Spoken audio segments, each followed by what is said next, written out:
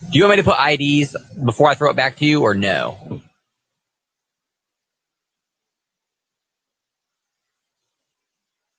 Label directions. Commercial availability in 2021 is dependent on regulatory approval. No dicamba may be used in crop with extended.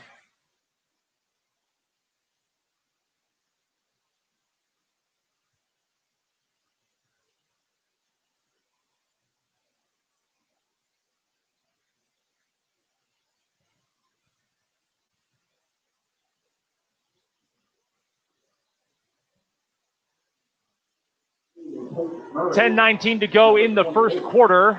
It's Peyton Murray deep to return this upcoming punt from Manhattan.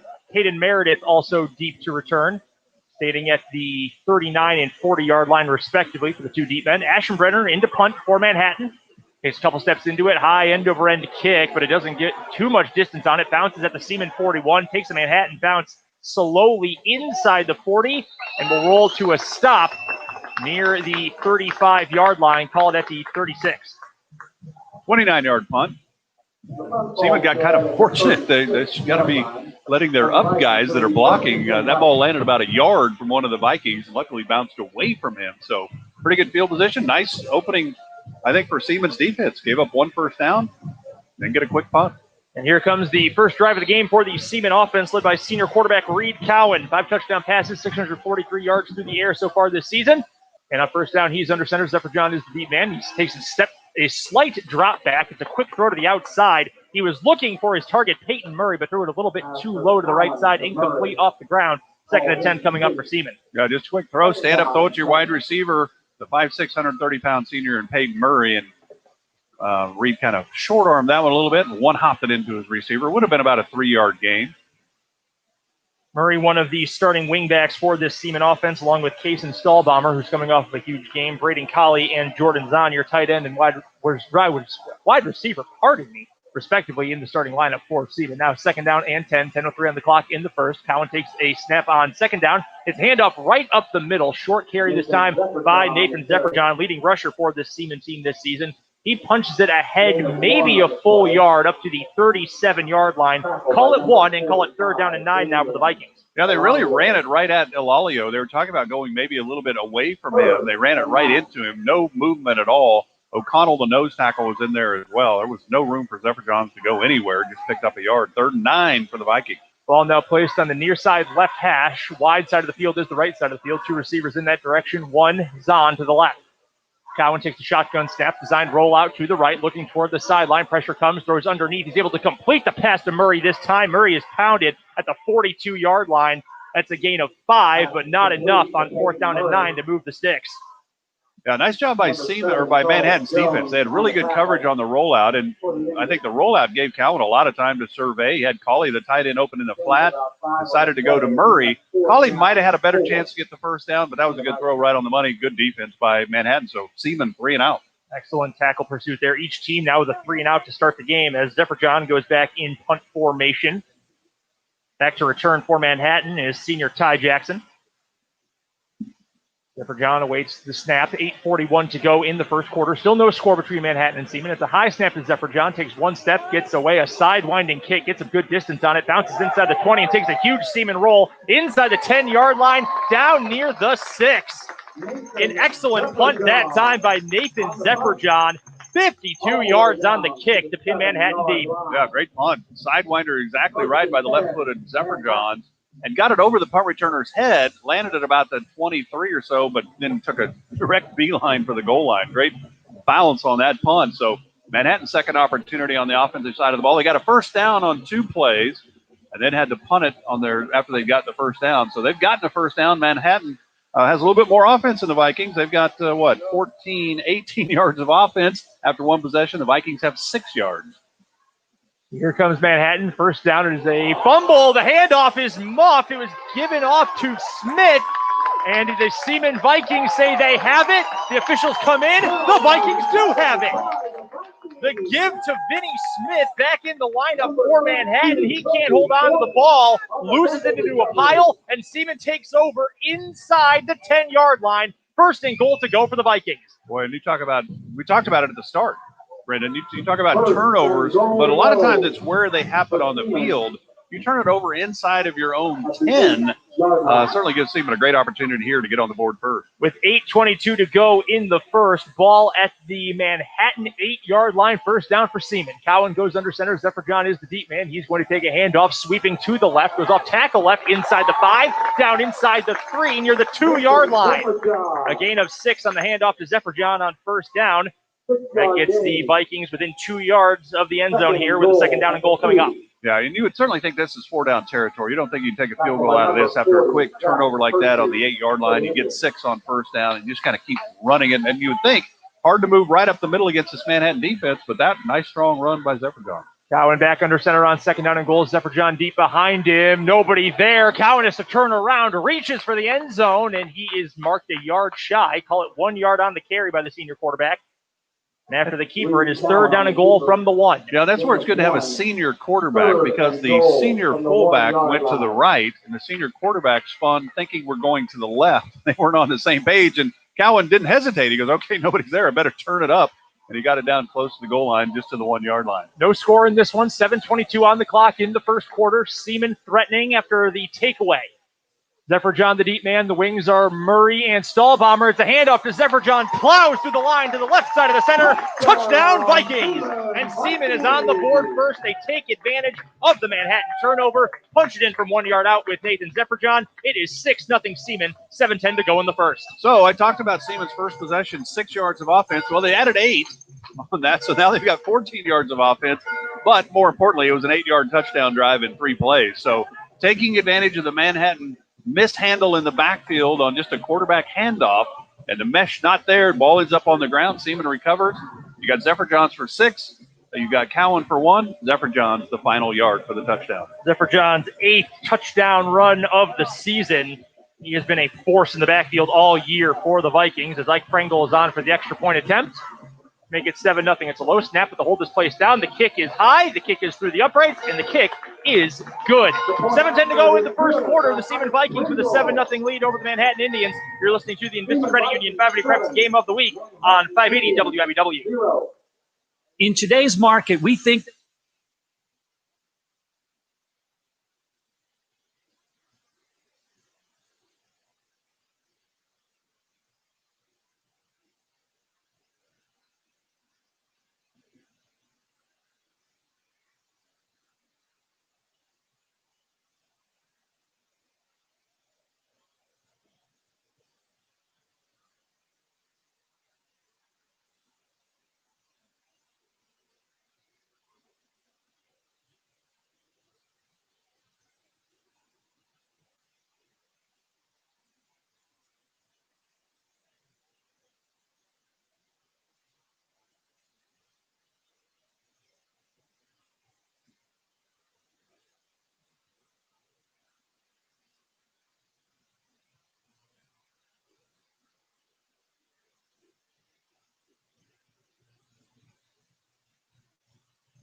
Welcome back to Seaman Stadium in North Topeka. The Seaman Vikings with a 7-0 lead over Manhattan on our Invista Credit Union 580 Preps Game of the Week on 580 WIBW. Brendan Dworzinski and Mark Elliott with you in the booth.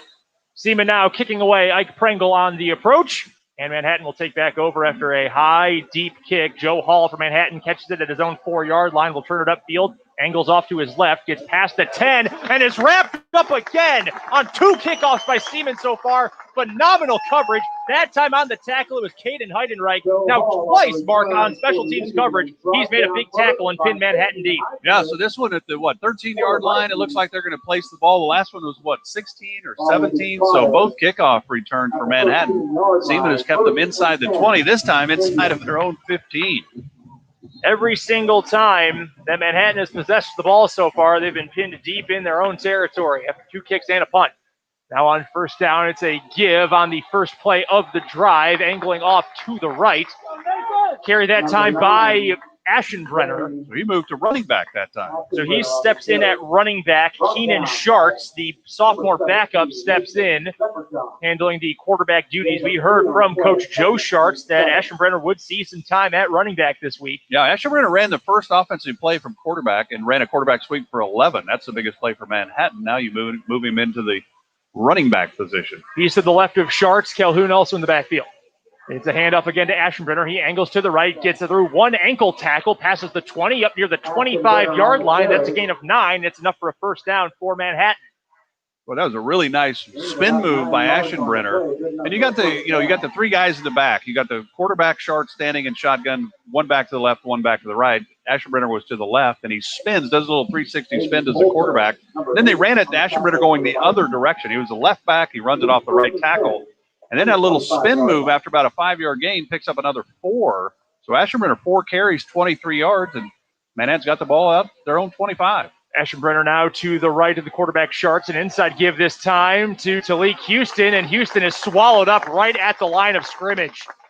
Tremendous job up front that time by the Seaman defensive line to force Houston into a loss of about a half a yard. Yeah, I think in my official stats, Brendan, I'm going to go with the no gain because the ball is just shy of the yard line and it's too complicated to go a half. But really good penetration on the right side of the defensive line by the Seaman Vikings there. There was nowhere at all for Houston to run the football. Manhattan facing a 2nd down and 10. Ball centered between the hashes. 5:27 to go in the first. Seaman with a 7-0 lead. Under center this time is Sharts. Sharts will back up. It's a handoff to the deep back. That's Aschenbrenner. Bounces to the right again. Gets beyond the 25-yard line and is tripped up at about the 27. So a short gain that time on the sweep to the right by Aschenbrenner. Call it just 2, and now a 3rd down and long coming up for the Indians. Yeah, the last play was Mills and Hazenkamp that did a really nice job of the penetration. The positive runs for Manhattan really have been Aschenbrenner getting to basically to the outside of the tight end or outside of the tackles and getting into that little lane that's outside of that where he's picked up some yardage. 3rd and 7 now for Manhattan. Big 3rd down for the Vikings. Yeah, they'll give credit to Aschenbrenner up to the 28-yard line, and now he's going to step in at quarterback here on 3rd down and long. Houston still the running back to his left. Snap to Aschenbrenner. It's a short boot to the left. Throws in that direction. Completes the pass beyond the 35, and we've got a flag late on the play. Catch that time made by the junior Tate Brown in traffic. It was a nice sharp throw by Aschenbrenner, and there might be some extra yardage tacked onto this one. Yeah, really good throw. And there were 5 maroon jerseys. That's Siemens color. Manhattan wearing white tonight. And boy, Aschenbrenner put that right on the money, but in amongst a whole bunch of Siemens jerseys. Really good throw and a nice catch there for Manhattan. Deliberations from our officials before we get our call here. Flag is laying at the 38-yard line. Personal foul, illegal helmet, number 17, 15-yard penalty. That is a 15-yard penalty called against the senior linebacker Nathan Zephyrjohn of Seaman. That is going to move Manhattan well up the field after they would have been close to the first down marker anyway. And who did you say caught that one? That one was caught by Tate Brown, yeah. Junior wide receiver for the Indians. So 9-yard pickup, but then you get a whole bunch more on the personal foul. So now into Seaman territory go the Manhattan Indians. Manhattan, first time they've crossed the midfield stripe in this one, facing a first down and 10, 4:25 on the clock. It's a high snap to Aschenbrenner, quarterback keeper on the design, gets up to the 45-yard line, passes it for a little bit more, and another flag comes in on the tackle. That's 2 plays in a row that Laundry has flown in after the stop is made. That's a gain of 4 yards for Aschenbrenner, pending the penalty. Yeah, boy, there's obviously a huge crowd because you're playing right inside the tackles on that run by Aschenbrenner. So you wouldn't think it'd be anything on Manhattan more than likely. It should be on Seaman, you would think. The flag did come in from behind. 5 yards, face mask, 17, red, 5-yard penalty. And that's a tough break for Zephyrjohn again. Back-to-back plays, he's called for a penalty. This time just a 5-yard variety of a face mask for an incidental one. So that's a tough break for one of the senior leaders for this Seaman defense. Yeah, now it obviously sets up just a 1 yard to go here. So 2nd down and 1 for the Indians. 2nd down and 1. Aschenbrenner back in the gun in at quarterback. Hands it off, sweeping misdirection to the left. It's Houston. Houston is bottled up at about the 39-yard line. Just shy of the mark, but we've got a flag that comes in for the 3rd play in a row. It's going to be holding on Manhattan. That will back up That's on Boyer. The Indians. Yes, Hunter Boyer, 6'1", 250-pound senior guard, gets called for the infraction that time. So instead of moving the ball up to the 39-yard line, they're going to have to back this one up for the Indians. The flag is placed down at the 42 of Seaman. As the officials walk this one off, it is repositioned at the 48 of Manhattan. So you had the face mask on Ashenbrenner's run. The guy that's running the down marker has it first down. The scoreboard has it second. I don't think it'd be a free down. I don't know, maybe. They got second to 14, which is what I think it is, but the down marker has first, right? It should be second and long. Trips bunch to the right. It's a handoff up the middle instead to Talik Houston. And again, it's the defensive line for Seaman that gets in and makes the play. Once again, it's Peyton Murray leading the charge as well. Stands just 5'6", but Marquise had a sensational game to start on defense. Yeah, he's not a big guy, but understands football and gets in there at 5'6", 130 pounds. And I think in teams, because Seaman runs the ball a lot, Manhattan runs the ball, the corners get really, and the outside linebackers really get good at filling the lanes. And that's certainly what Peyton Murray did right there. If you want to be generous, you can give a yard of credit that time to Houston. It will set up a 3rd down and long. The scoreboard still reads 2nd down. Now, they have changed that. The dial-a-down on the field also says 2nd down. Yeah, so I guess they're going with the 4 or 5 yard run, then the face mask down over. So Manhattan gets something of its own 5th down here. 2nd down and 13 for the Indians. Ashenbrenner rolls to his right. Throws downfield. Picked off by Zephyr John for Seaman. He gets up to the 40, to the 35-30. He's got a couple blockers in front. Tripped up by the ankles inside the 20-yard line. How about that for a retribution story for the senior inside linebacker? 2 penalties on the drive, and he gets the takeaway with the interception of Ashenbrenner. Yeah, that is fitting. When you're Nathan Zephyr John, you get called for a face mask and the penalties that he had 2 back-to-back plays. That one, I talked about Ashenbrenner's completion earlier on this drive where he threw it into a crowd, but he was right on the money. That one, not even really a white jersey in the area. That ball went directly to Zephyr Johns. That'll be the easiest interception he has. So Seaman taking advantage of the first Manhattan turnover. 3 plays, 8-yard scoring drive with Zephyr John capping it with a 1-yard run. Now Zephyr John the interception gives Seaman the ball at the 19-yard line of Manhattan. 1st and 10 at the 19. Cowan under center. Sweep hand up to Murray. Cuts it up the field. Gets inside the 10-yard line. He still stays on his feet. Gets inside the 5. What a run by Murray. Sweeping to the left. Picking up approximately 16 yards on the carry. Down to the 3. And it is a 1st down and goal now for the Vikings. Yeah, really nice job. You get Seaman with this little single wing stuff. You get the quarterback, the 1 fullback, and then the 2 wings. And that was just the right wing running off the left tackle, but Murray made some great moves in there in traffic. Took it all the way down to the 3. Murray gets a breather now. It's Caden Ireland who checks into the game in his place. And on 1st down and goal, it's the quarterback, Reed Cowan, keeping it, driving up the middle. Touchdown, Vikings. Seaman with back-to-back possessions that start inside the red zone. And once again, they are able to capitalize. This time, it's the quarterback, Reed Cowan, punching it in from 3 yards out for his 5th rushing score of the year. 13-0. Seaman with the lead over Manhattan. Yeah, that would look like, Brendan, just a Reed Cowan in the center, just on the same page. You do a little tap as a quarterback going, hey, there's nobody there. Just snap it to me. Let's go. Because the rest of the offense weren't even moving. I think that was the center quarterback there. Communicated very well for that 3-yard touchdown run. Low snap on the extra point attempt, but the hold is good, and the kick is even better. It goes through, and it is 14-0. Seaman Vikings over the Manhattan Indians. We'll take a break. You're listening to the Invista Credit Union 580 Preps Game of the Week on 580 WIBW. Update your status with Status and buy like a VIP with the Invista Black credit card from Invista. Upgrade to first-class shopping and earn premium rewards and cash back for every dollar spent with Invista Black. Plus, brag about your low rate, $0 annual fee, and black belt level fraud protection. Local, reliable, effortless. Invista Black is your new best friend. Visit InvistaBlack.com to apply for your Invista Black card, insured by NCUA. Mark your calendar, special sale, JC Live.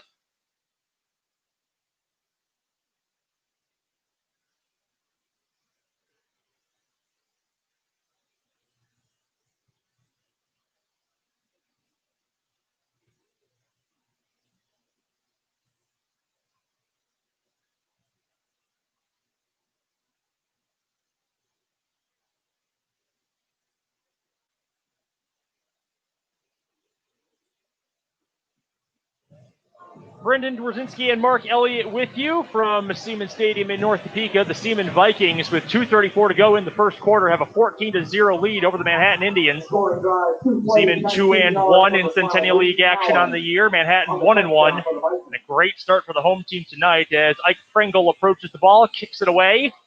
Already for the third time tonight. It is caught by Joe Hall from Manhattan at his own 5-yard line. This time he bounces a run to the right, gets to the 20-yard line, turns it upfield at the 25, gets past the 30, dives between a couple of tacklers, shows off some fancy footwork, and gets all the way to the Manhattan 36. Boy, he got a great block, did Hall, on that return by Houston. He led the way on that, got a really great block. But the 2 turnovers, you've got 2 scoring drives, you said, 14-0 Seaman on top. But they recover a fumble at the Manhattan 8, 3 plays later, touchdown. They get an interception by Zephyr Johns, returns it all the way to the Manhattan 19, 2 plays later, touchdown. So they've got 5 scoring plays, or 2 drives, a 3-play, 8-yard, and a 2-play, 19-yard drive. Manhattan shooting themselves in the foot here early. Aschenbrenner stays in at quarterback. It's Mason Reed, his running back to the left, 2 receivers to the right, 1 to the left. Speed option to the left. Aschenbrenner's going to keep this one, gets to the 35, continues to run, angling off to the left. He is tripped up and brought down, not quite at the 38-yard line. That's a gain of 2 on the first down keeper by the quarterback, Aschenbrenner. Yeah, and Aschenbrenner, 6 carries so far for 32 yards. So he is the offense right now for Manhattan. They've obviously got to take better control of the football because they've turned it over twice, which led to 2 easy drives by Seaman. And one of those was the handoff from the quarterback. The next one was Aschenbrenner's interception. So the senior is doing a lot of good things, got to take care of the football. He gets motion here on second down. It's a sweeping handoff going from left to right. On the carry, it's Israel Newby. His first touch of the game gets up to the 40-yard line. That's another gain of 2, setting up a third down and medium for Manhattan with 95 seconds to go here in the first quarter. Yeah, Seaman defended that really well. Newby comes from the wide receiver slot position on the far left and then came across the field. Seaman defended that really well. And so Newby takes it out to the 40-yard line. Got to get to the 46-yard line, so third down and 6 for Manhattan. Seaman defense looking for another stop, already up 14-0 here in the first quarter. Aschenbrenner barks up a signal. He's got 2 receivers to the wide side left, 1 to the right. Takes another sprint out option to the left. Waits, is going to toss it out to Reed, his running back, who gets to the 40, works his way beyond 1 tackle on the far sideline, but he's pushed out of bounds before he can get to the line to gain. Yeah, only got 1 yard on that third down and 6, so 4th and 5 for Manhattan. Down 14-0. Is this a punt, or do you say, let's give it back to Seaman? They haven't had any long drives, obviously. Wholesale changes in terms of the personnel on the field for Manhattan. And Aschenbrenner is the punter, yes. So yeah. Yeah, so he is going to punt it. So Peyton Murray will back up to return this one for Seaman. Caden Meredith takes a few steps back as well, both standing at approximately the 34-yard line for Seaman. Aschenbrenner gets ready for his second punt of the day. High snap. He's able to haul it in, takes a couple steps, and gets the boot away.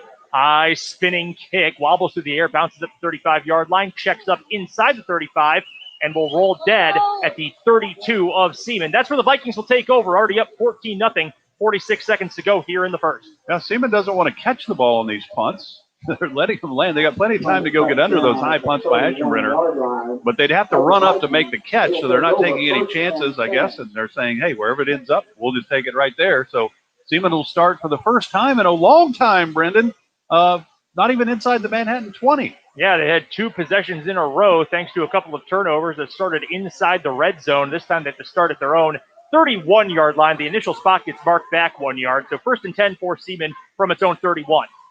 2 wings in the formation. Cowan takes a snap, hands a sweeper over to the left side, and Murray takes the handoff behind the quarterback, gets around tackle to the left, and reaches the 35-yard line. That's a gain of 4 for Murray on the first play of the drive. 2nd down and 6 now for Seaman.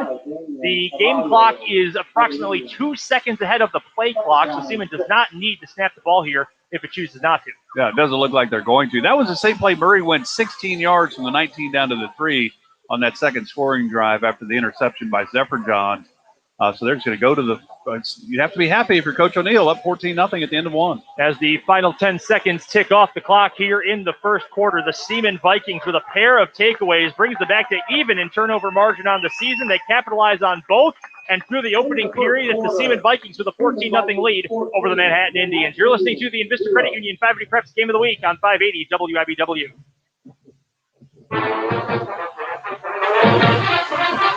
This is Bill Snyder, former head football coach for Kansas State University.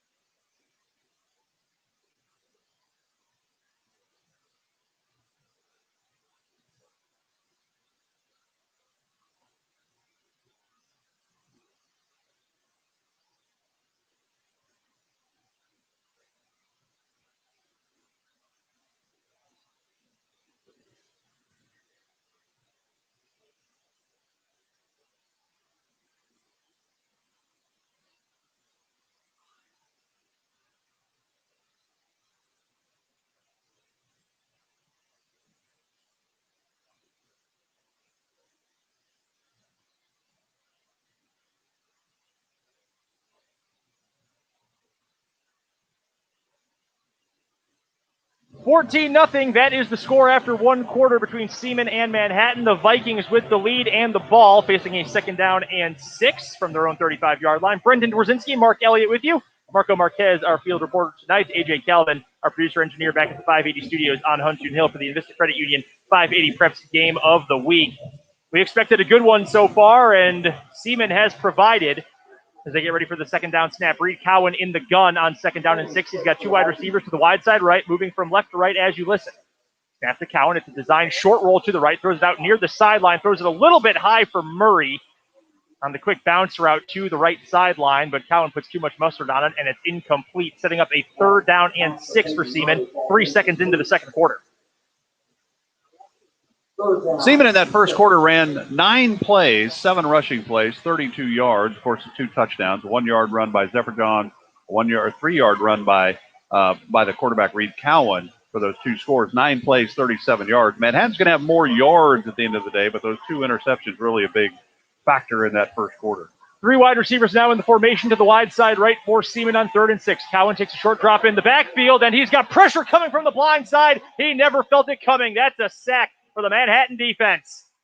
Cowan took the drop. He looked to the right immediately, and he is dropped in the backfield for a sack. That time it's Jeremiah Estaquillo who comes in and makes the stop for his first sack of the year, and it's a punting predicament now for the Vikings. Yeah, and Cowan had no chance at all. He was just getting started on his little rollout and never got a chance, got run down behind, loses 4. So Seaman will have to punt the ball away. In for the punt this time is Nathan Zephyrjohn. Back to return is Ty Jackson for the special teams of Manhattan. Zephyrjohn waits, gets a good snap right in his chest, puts his left boot into it. Another spinning, sidewinding kick that bounces at the 35. Jackson tries picking it up, bobbles it. There's a scrum for the ball at the end, but Jackson did dive back on top of it. Got in there before the linebacker, Braden Colley, was able to cover it up at the Manhattan 26-yard line. So once again, good defensive starting field position for Seaman as the defense heads back on the field. Yeah, there's no question. Field position, obviously, Seaman's favor. They started at the 8 after a Manhattan fumble. They started at the 19 after an interception by the quarterback for Manhattan and Aschenbrenner, and those led to the 2 touchdowns. So you've got 7 rushes for Seaman, 32 yards. Manhattan has 12 for 40. 13 yards through the air for Manhattan compared to 5 for Seaman. 9 plays, 37 yards of offense first quarter for the Vikings, 16-53. 16 plays, 53 yards for Manhattan. But that's how they've got a lot more room to go. The problem is they've not taken care of the football. 1st down and 10, Keenan Sharks back into the game at quarterback for Manhattan. He gives a sweep handoff to Aschenbrenner, who moves into a running back spot, sweeping from left to right, gets up to the 29-yard line, and once again, a flag comes flying in at the end of the play near the tackle. Kobe Jordan in on the stop that time for Seaman, depending on the penalty. Yeah, 7th carry for Aschenbrenner. So if he's quarterback, look for him to run the football. If he's the running back, look for him to run the football.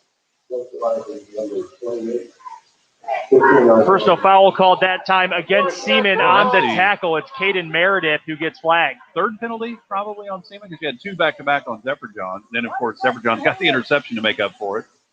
Only 1 penalty. I think we've had 1 holding call on Manhattan at this point.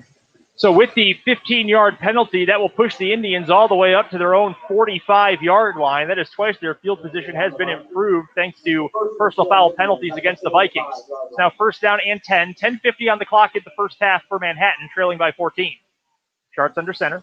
It's a handoff to Aschenbrenner, who angles a run to his right, gets past the midfield stripe, past the 45-yard line. The ball popped out late, but Aschenbrenner was down first along the far right hash. He had enough for the 1st down. It's a gain of 11 for Aschenbrenner, who comes up favoring his right arm a little bit, but nonetheless, it's a 1st down for the Indians. Yeah, basically out of the eye. Sharks under center, and you've got Aschenbrenner the tailback, fullback Houston leading the way. Get some nice blocking. 11 yards just right off the right tackle for Manhattan. Now down to the in Seaman territory, down to the 44. The reason Aschenbrenner has been taking plenty of snaps both at running back and quarterback due to a lot of personnel issues because of contact tracing and other COVID-19 reasons for the Manhattan roster.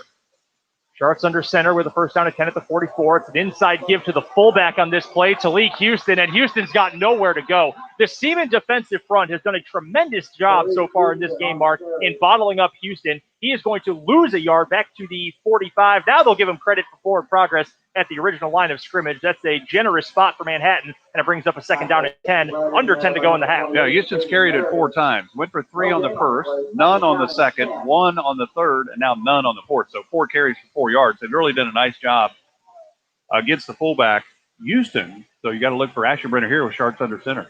On the second down and 10 handoff, it goes to Ashenbrenner. He tries spinning through the line. He's pushed ahead again, maybe a yard. Kobe Jordan in on the stop again, but another flag comes in late. It came in from the offensive backfield, and it is another face mask call. And again, Mark, for the second time in this half, it's a face mask call against Nathan Zephyr-John. Yeah, and that one was a weird call, it looked like to me. I mean, Zephyr-John's kind of grabs him from behind and throws him forward a yard.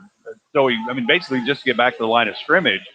So maybe he got a hold of the back of the helmet. I didn't see face mask on that. So that's a tough call against Seaman at this point.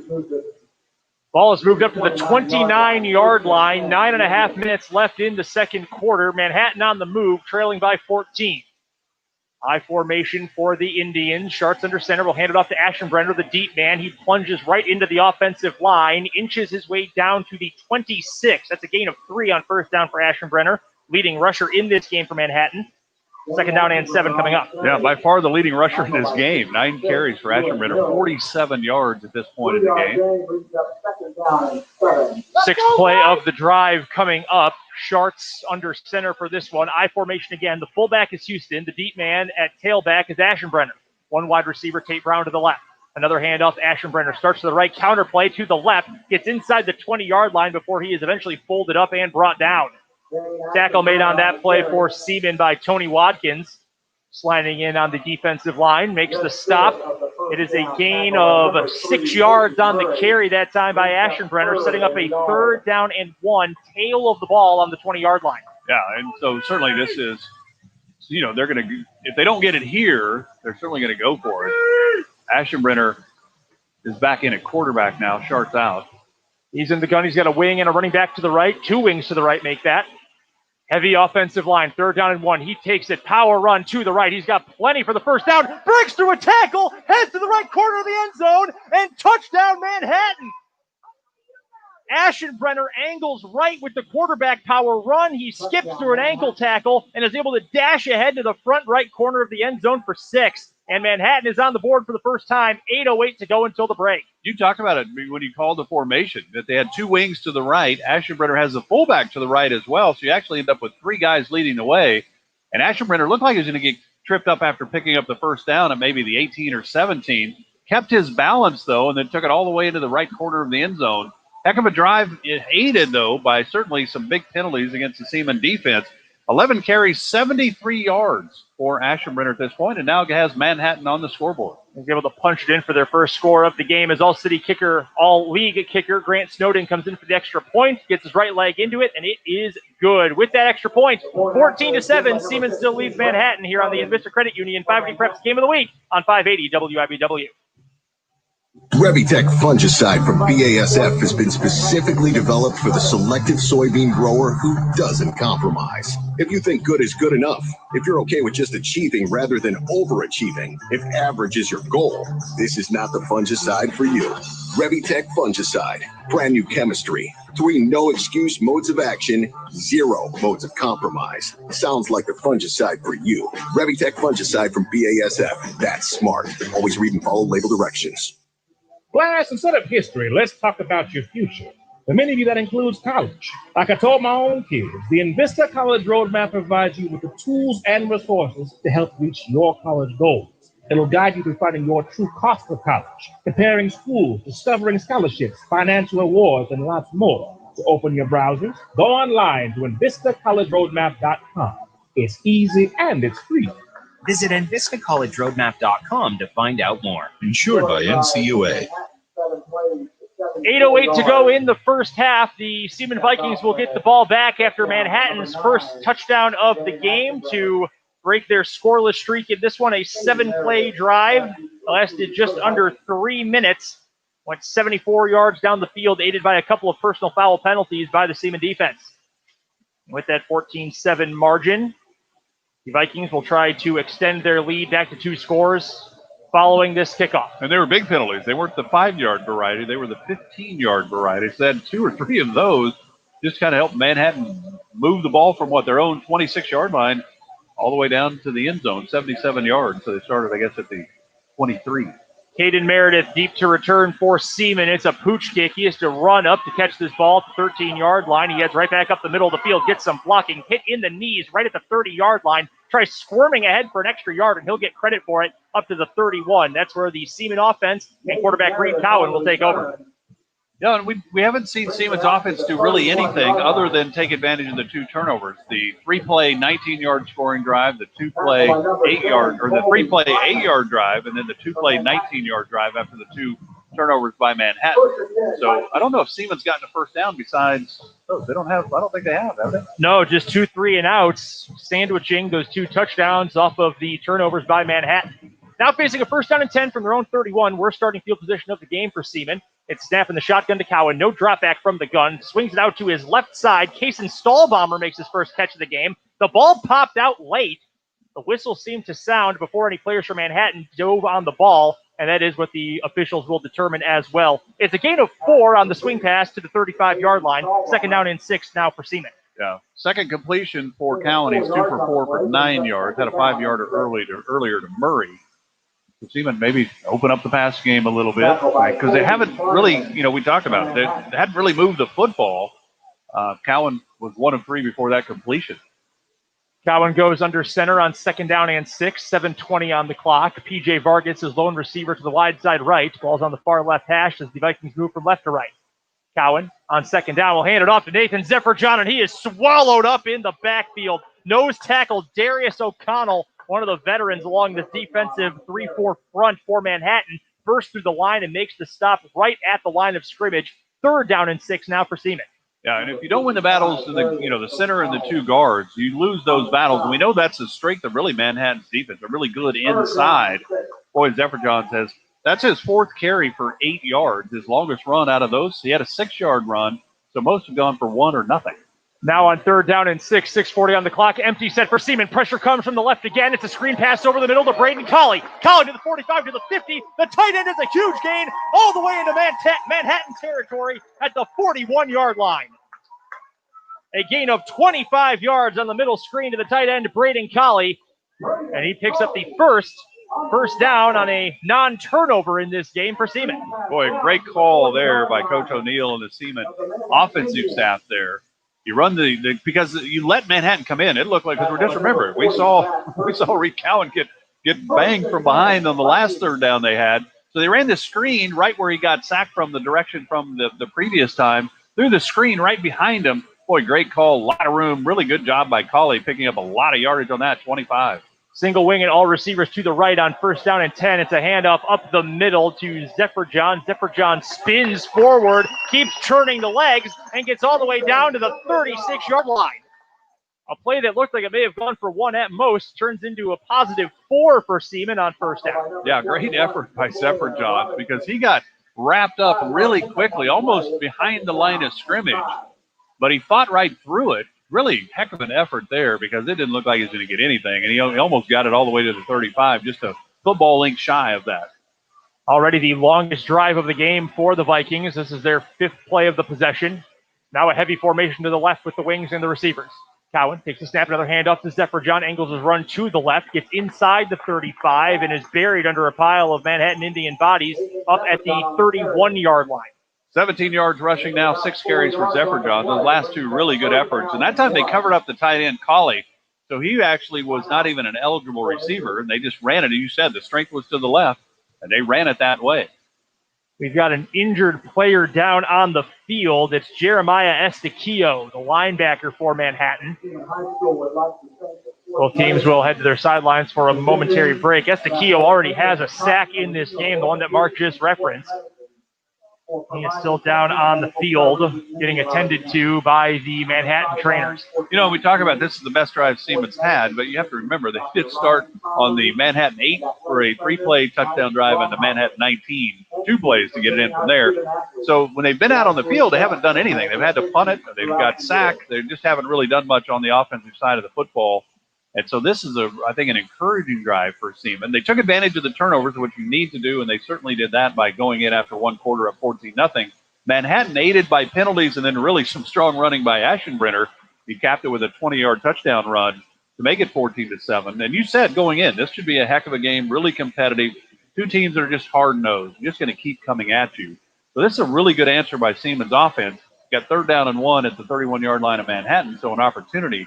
I hope young linebacker is okay, but they're not moving him much out there at this point. Looks like they are working on what appears to be the right leg. The Seaman sideline taking a knee right now. We will take a break with the two teams. We'll be back after this. You're listening to the Invista Credit Union 580 Preps Game of the Week on 580 WIBW. Catherine L. Nice Estate and Family Auction set.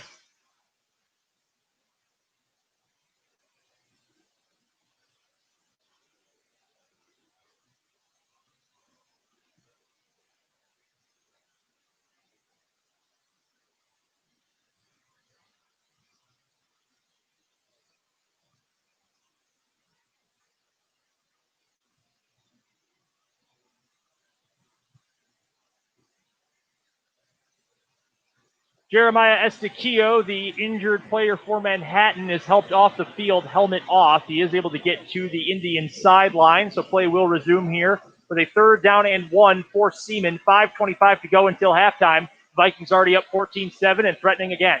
Reed Cowan under center with 2 wings, and on the 3rd down carry, it's a keeper by the quarterback. No one on the defensive line was ready for it, and it's a 1st down run for Cowan, a gain of 4 on 3rd and 1. Yeah, really similar to his touchdown run. Him and the center are the only ones really going on that play. So when you're quarterback, you come up the line of scrimmage, there's no nose guard. You're like, well, I need a yard. I guess I can get it right here myself. And they take off. The rest of the team just kind of watches them.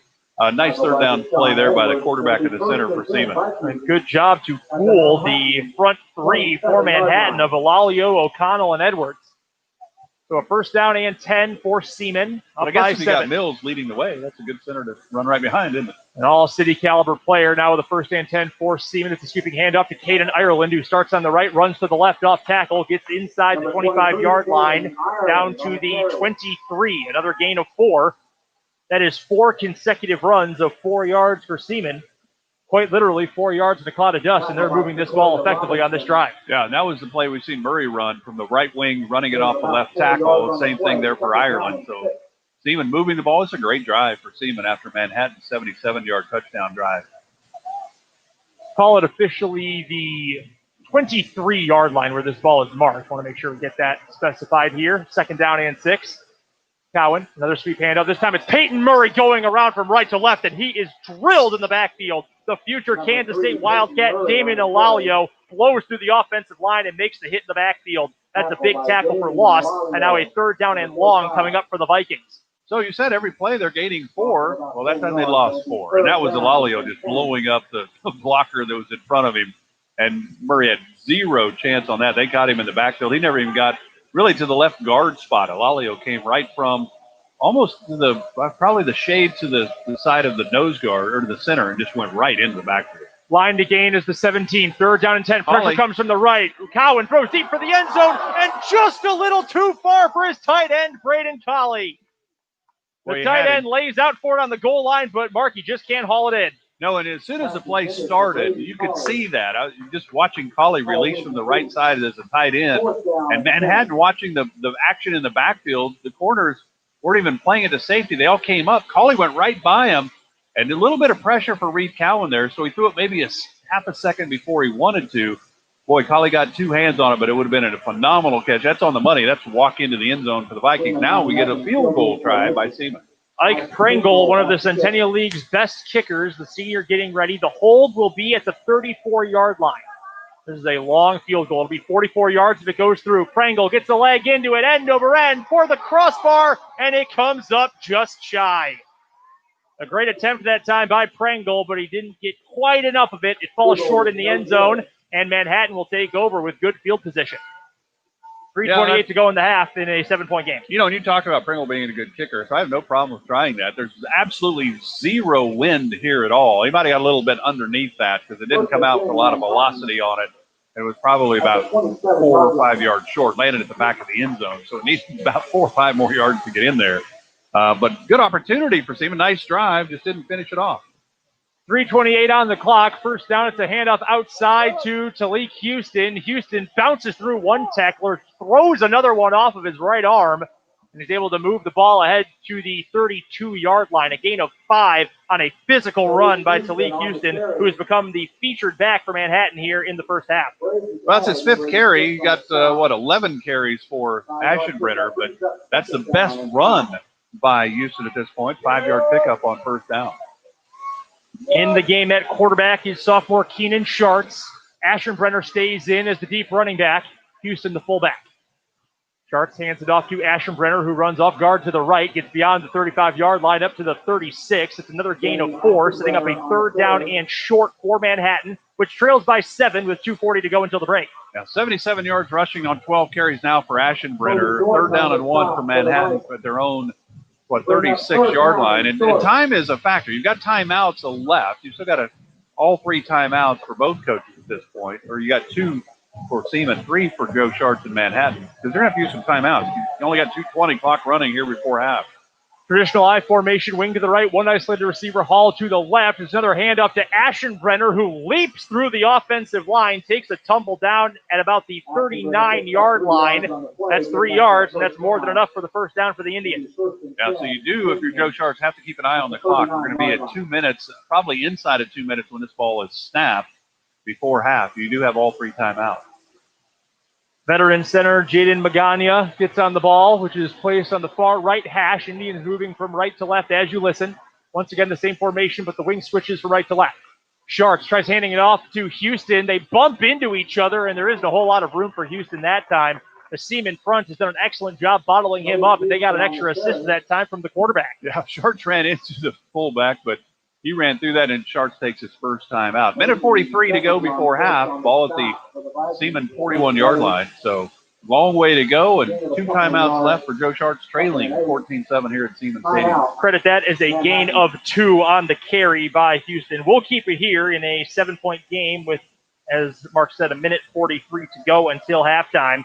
5th play of the drive coming up for Manhattan. And, Mark, they've been moving the ball throughout this first half, but without the big play, and if you're only continually moving the ball 1, 2, maybe 3 yards at a time, you're not going to make much headway against this physical Seaman defense. Yeah, this isn't like watching the Chiefs or watching the Big 12, right? You know, when you've got 2 minutes left, you got tons of time. I mean, how many times have we seen in the NFL 30 seconds to go, they go right down the field because they use the passing game? Well, if you run the football, then you've got to use timeouts because you're not going to throw an 8-yard out and run out of bounds. That's not what we've seen at all from Manhattan here at all.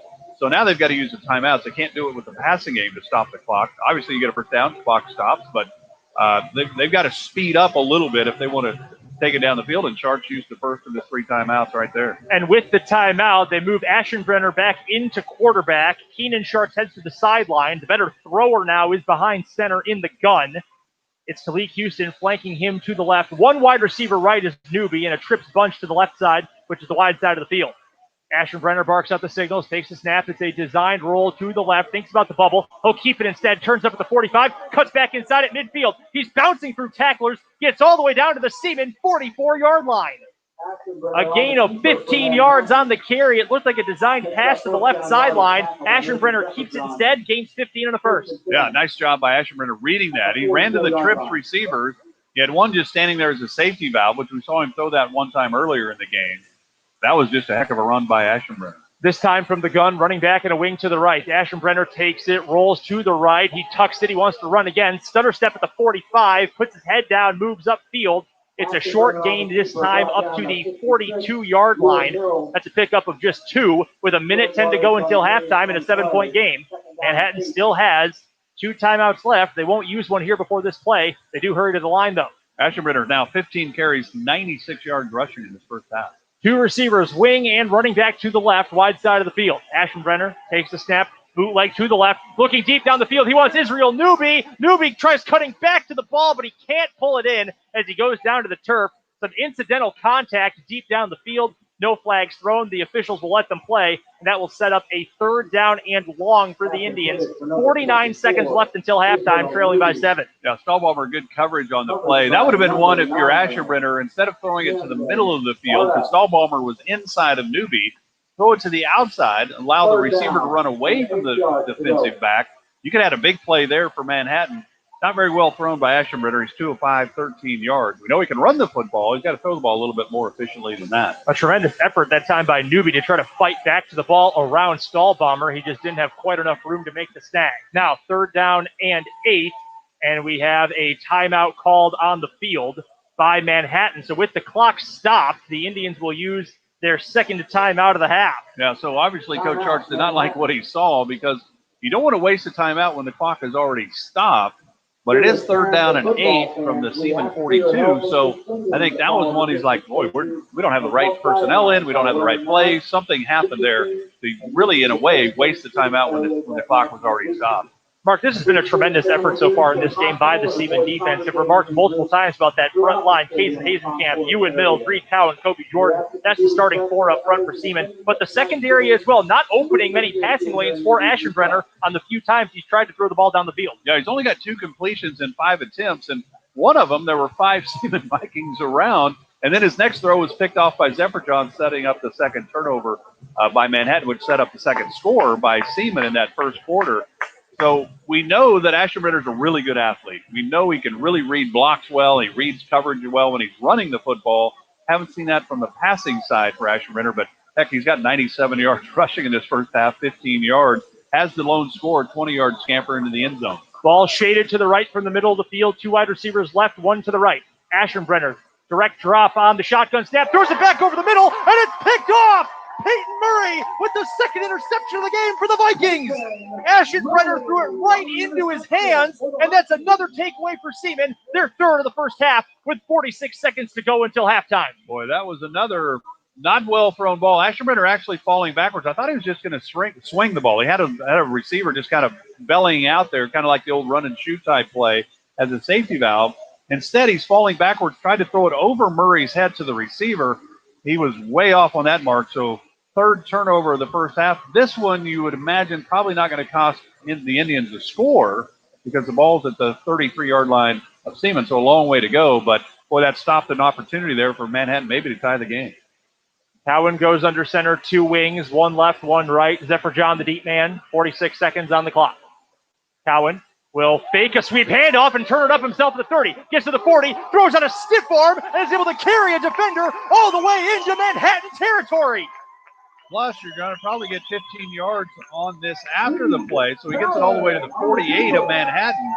Heck of a run by Reed Cowan. Big stiff arm there. So he went from the 32, 20-yard pickup for Cowan, the Seaman quarterback, and might get a little bit more on the flag. He took Charles Jones, the senior defensive back for Manhattan, for a ride.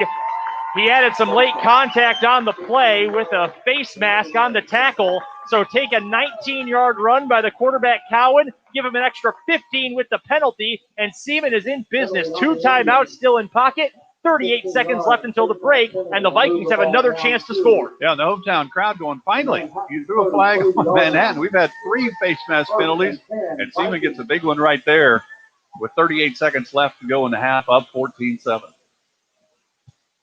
Cowan gets back behind center in the gun, 2 wide receivers, wide side left. Zephyr-John flanking him to the left. Murray isolated receiver right.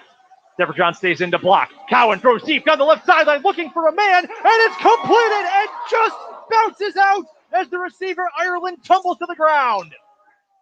Pardon me, that was Jordan Zahn, the intended receiver on the play. He had it in his arms, but as he went down to the turf, it popped out.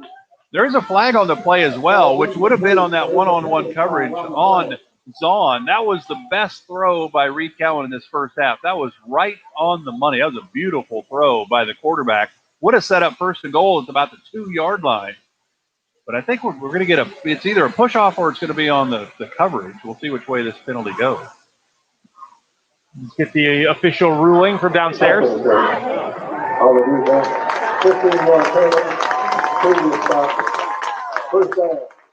you get back-to-back 15-yard penalty.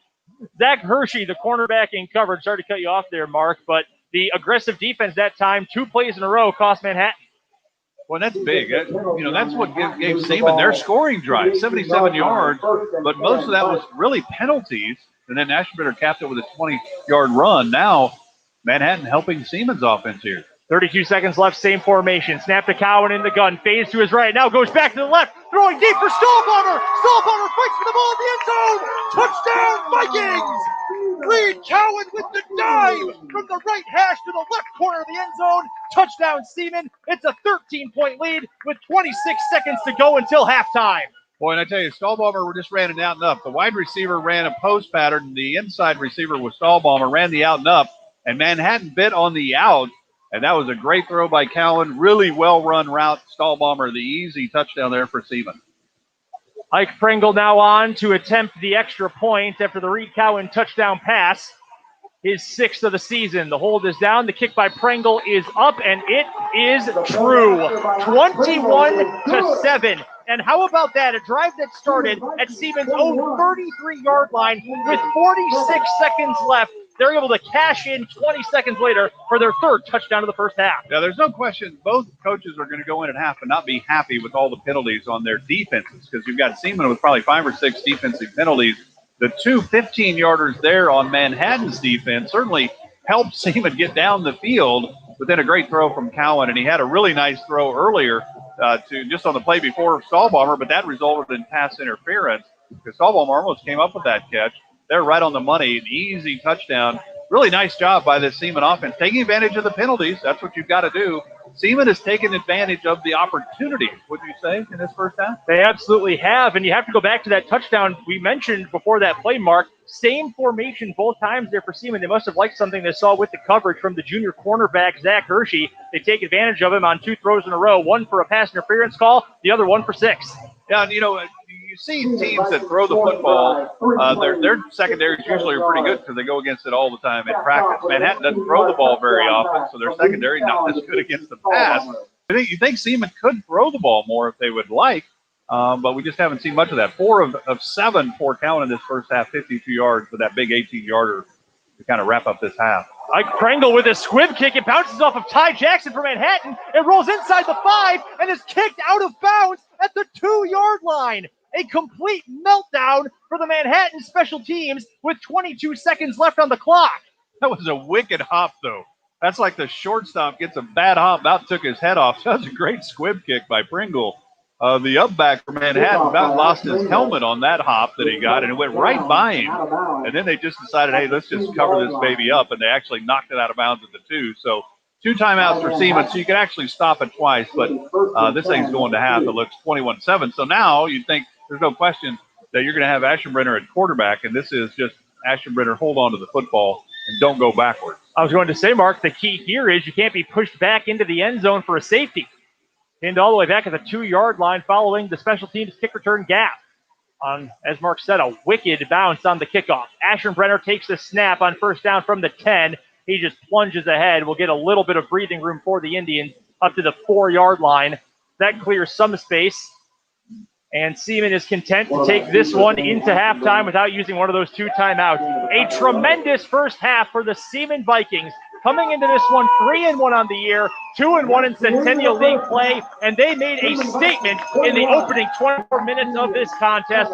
21-7, they lead the Manhattan Indians as we head to the break. The final score of that half, a tremendous touchdown throw from Reed Cowan to Kason Stallbomber to extend the lead back to 2 scores. That will send us to our 5 Preps halftime show. When we come back after this 2-minute break, we'll get you a drive summary and scoring summary from the first half. Mark will have your statistical recap, and we'll take a look at some other scores from around Topeka and Northeast Kansas tonight. That's coming up here in 2 minutes. You're listening to the Invista Credit Union 5 Preps Game of the Week on 580 WIBW.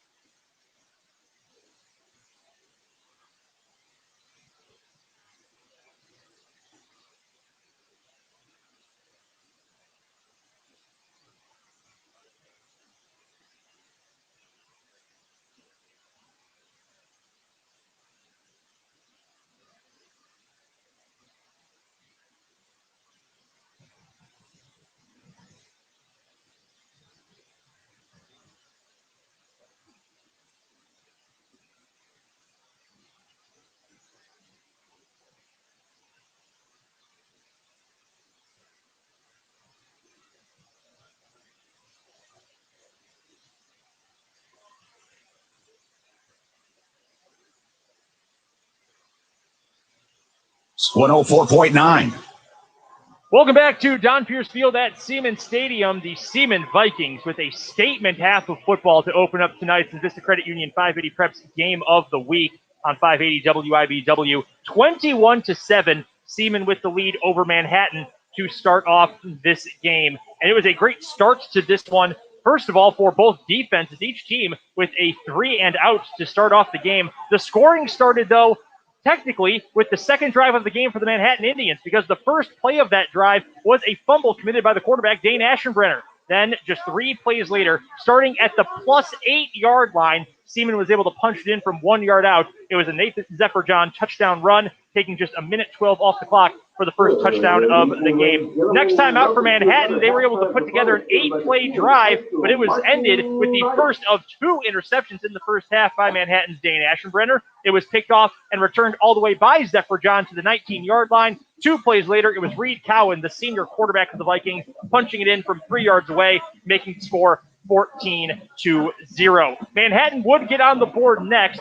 Midway through the second quarter, they finished off a 7-play, 74-yard drive with a 20-yard touchdown run by Aschenbrenner. It looked like he had been bottled up right at the line to gain around the 10-yard line, but he just kept chugging away, broke through a tackle, and was able to reach the front of the end zone. There would be one more score in the opening half for Seaman following an interception. The second one thrown in the first half by Aschenbrenner, picked off by Peyton Murray. Seaman was able to move down the field in just 2 plays. A 19-yard run by Cowan on a fake misdirection handoff. He was able to carry the ball into Manhattan territory. Then back-to-back personal foul penalties, a late face pass on Cowan, and then pass interference deep down the field. Set up a first and 10 at the 18-yard line, and Cowan was able to throw the ball to Kason Stahlbaumer in the front left corner of the end zone. That extended the lead for Seaman to 21-7 here at the break. And with those scores all accounted for and recap, let's give it to my partner Mark Elliott, who's got some stats from the first half. Yeah, and if you just go by the stats, you go, wow, Manhattan's probably winning this game 21-7, not Seaman, but that's because of the number of plays and not taking into account that Manhattan's turned over 3 times, you pointed out, Brendan. So let's look at Manhattan first. First half, they had 25 rushes, 113 yards. You have the 20-yard touchdown run by Aschenbrenner. Aschenbrenner has really been the offense. He's got, 16 carries at this point. 16 carries for 98 yards.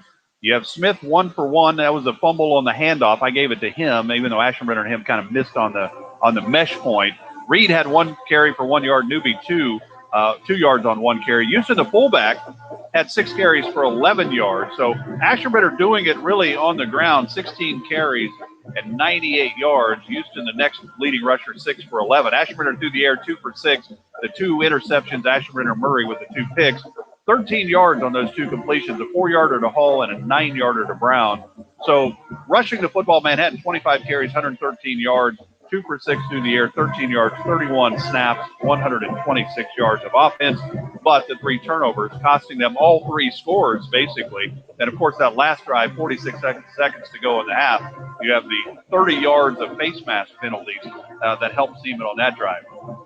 Seaman, they rushed the ball 15 times, 61 yards in that first half. You have the 2 touchdowns, the 3-yarder by Cowan, the 1-yarder by Zephyr-John.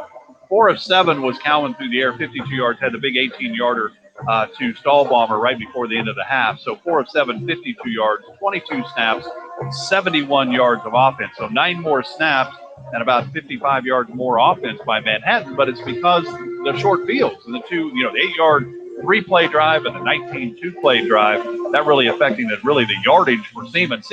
Cowan had 5 carries for 24 yards. Zephyr-John had 6 for 17. Murray, 3 for 16. And Ireland had 1 for 4. Cowan, 4 of 7, 52 yards. Colley, the tight end, had a 25-yard catch on a great 3rd down and about 6. The screen pass went for 25. Stahlbaumer, 2 catches, a 4-yarder, and then the 18-yard touchdown reception. And Murray has 2 for 5 yards. So 71 yards of offense for Seaman, 126 for Manhattan. But the score is 21-7 because of turnovers, and Seaman taking advantage of all 3 of those Manhattan turnovers. Yeah, and Seaman dominating in the field position game in this one as well. Every single drive for the Vikings has started at worst at their own 31-yard line.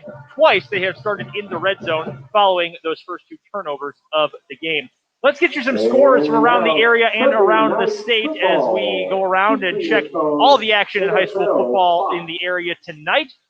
Gets you some scores from the city first. It is Topeka High right now, midway through the second quarter, with a 22-6 lead over Highland Park. That game going on right now at Hummer Sports Park. Shawnee Heights in action right now, taking on Baser Linwood in United Kansas Conference action. T-Birds currently trailing the Bobcats by a margin of 27-10.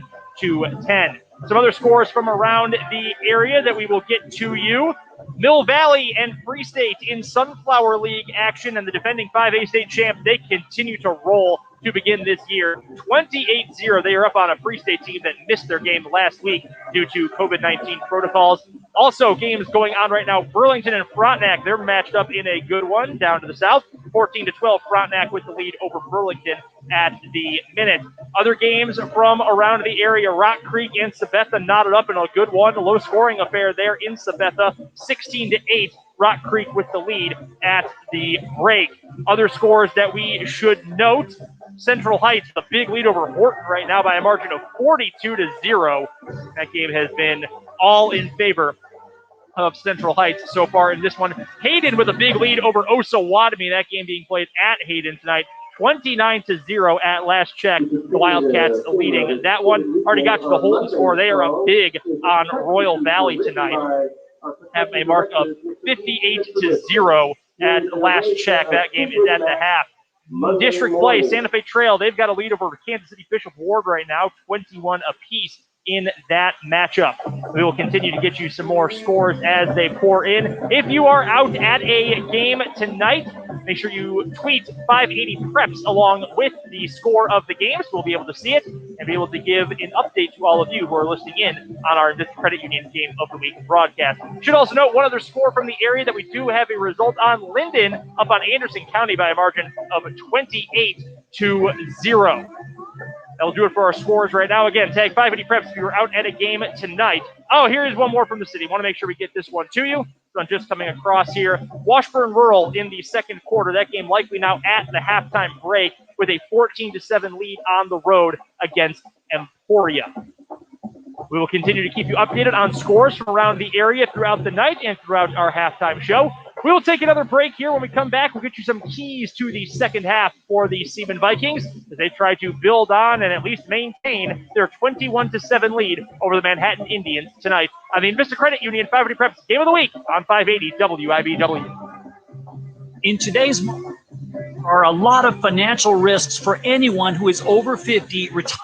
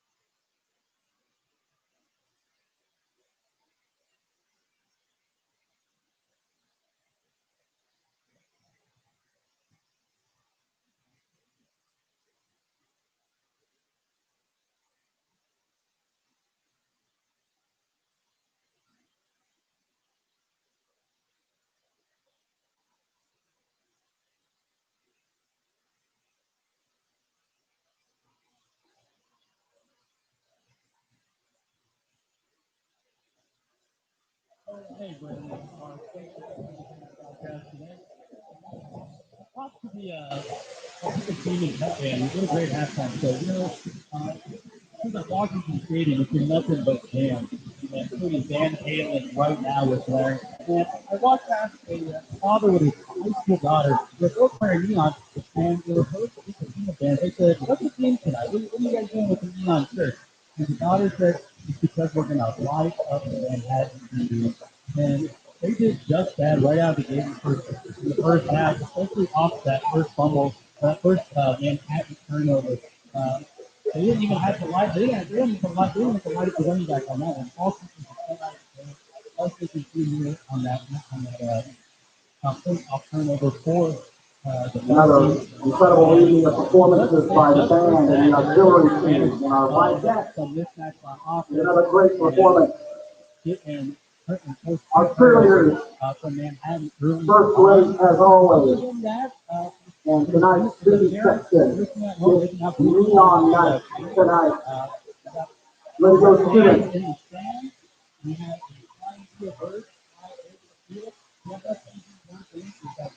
Is the way.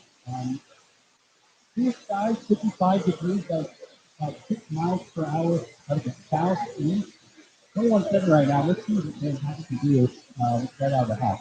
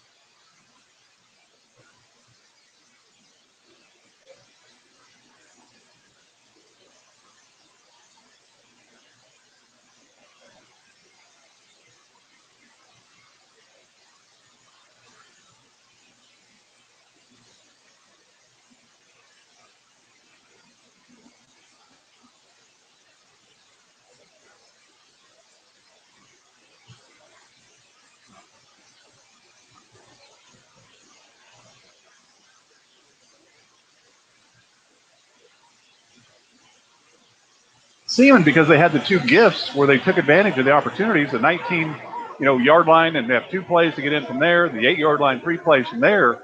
That last drive aided by 30 yards of penalties, but still it was a really nice drive. Had the great run by Cowan to get it all started. And then you have the touchdown pass that he almost had to Murray.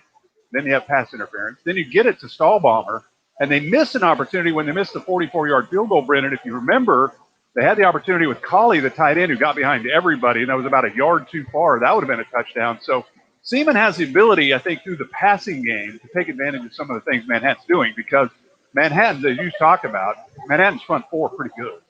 Zephyr Johns is every yard he gets, he's working hard running it between the tackles. So you think Seaman's got to get a little bit more spread out, try to get this Manhattan team where they don't get whipped up front, and try to take advantage of the passing game as well. Mark mentioned the turnovers in that first half. They've been a huge story so far in this game. 3 takeaways for the Vikings. That means for the season, they're now +1 in turnover margin. They had just 6 takeaways total on the year with 8 giveaways entering this game. Meanwhile, turnovers have been a big problem for Manhattan throughout the season. A couple weeks ago when we had the Indians taking on the Hayden Wildcats on our Invista Credit Union 580 Preps game of the week in week 3, talking to Coach Joe Sharks, he said, we have got to clean it up. We cannot be turning the ball over as much as we have in the first 2 weeks of the year. And that's been a problem against Knights, something that has reared its head all season. But you think about all 3 of those, and Marco said it. I mean, it was a handoff from the quarterback to the running back that they just didn't mesh, and the ball just went right to the ground. Seaman recovers at the 8. The 2 interceptions that Aschenbrenner has thrown, one was directly to Zephyr Johns, which is wearing the maroon jersey, not a white jersey. And then the second was thrown right to Murray, not even close to a receiver. So the turnovers are really not even forced by Seaman. They were just Manhattan mistakes. And Aschenbrenner is a heck of a player as a senior quarterback, but maybe Sharts will be in there. The sophomore that's been in to hand the ball to Aschenbrenner when he moves to running back. Sharts, his dad, obviously the coach, he was a great quarterback at Washburn. So I'm thinking Sharts can throw the ball a little bit. But when you're the head coach and your son is a sophomore quarterback and you've got Ashenbrenner, sometimes it's kind of hard to make that move. So we've seen Sharks in there just to hand the ball off. We haven't seen him throw the ball yet and didn't watch really pregame that much to see how he throws it. My guess is Sharks can throw the football. Ashenbrenner's got to make better decisions or he will always be the running back and Sharks will step in as the sophomore starting quarterback. Seaman leads 21-7 at halftime. We'll be back with the second half after this. You're listening to the Invista Credit Union 580 Preps Game of the Week on 580 WIBW. I'm Dr. Storr. Today, stronger immunity and better nutrition are more.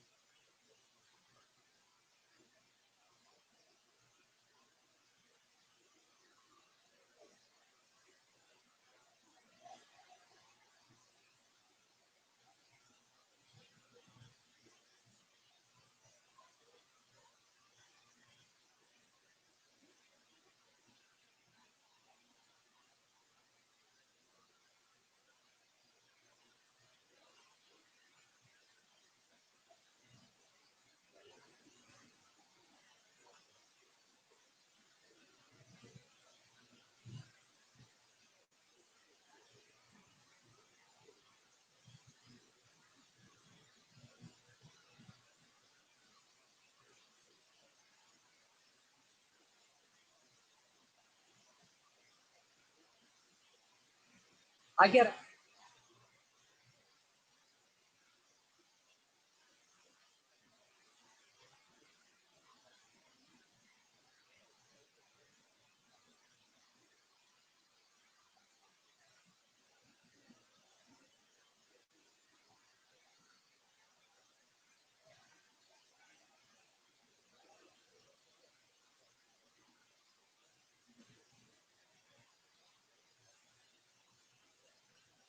Welcome back to the Invista Credit Union 580 Preps Game of the Week on 580 WIBW. Your broadcast team tonight, Brendan Dworzinski and Mark Elliott with you in the booth. Marco Marquez, our field reporter tonight, and AJ Calvin is our producer-engineer back at the 580 Huntoon Hill studios. Updates on a couple of scores from around the area. It is now Rock Creek up by 14 over Sabetha, 22-8 in the third quarter in that one. Also, updates from around the area. It is Osage City just pounding Jayhawk Lynn tonight by a margin of 52-0. Once again, a good game to watch in 2A action. Silver Lake with a 21-14 lead over Mission Valley tonight. Silver Lake, come on. What are they doing? There's been a good team this year. They missed the first couple of games. Yeah, C.J. Hamilton, reasons, obviously the all-time winningest coach in the state's history, but he had a crazy, crazy accident with his cows. Did you hear about all that? I did not. Yeah, if you look at C.J., you'll see he's got a big wrap on his, I think it's his right shin. He got kicked by a cow almost, and he's got cows. I mean, him and his brother-in-law, they got some cows, and he deals with that. And come on, C.J., you're almost 70. Maybe don't do that. But he got kicked by a cow and lost like 80 to 90% of his calf muscle. They weren't even sure they were going to be able to save his leg. So props to CJ out there coaching his like he always does. Yeah, fighting through it. Yeah, there's no question. It was kind of a scary time there for a while for the all-time winningest coach in the state's history. But he's out on the sidelines and doing what he does. But that's winning a lot of games with Silver Lake. That's a scary, scary proposition there. Here in our game, it is the 3-1 Seaman Vikings waiting for halftime's additional few minutes. They were added onto the clock here for warm-ups to tick off of the scoreboard. Vikings came into this game 2-1 in league play so far this year. Did have that non-league win against Hayden as well, the former member of the Centennial League, before dropping down to 3A.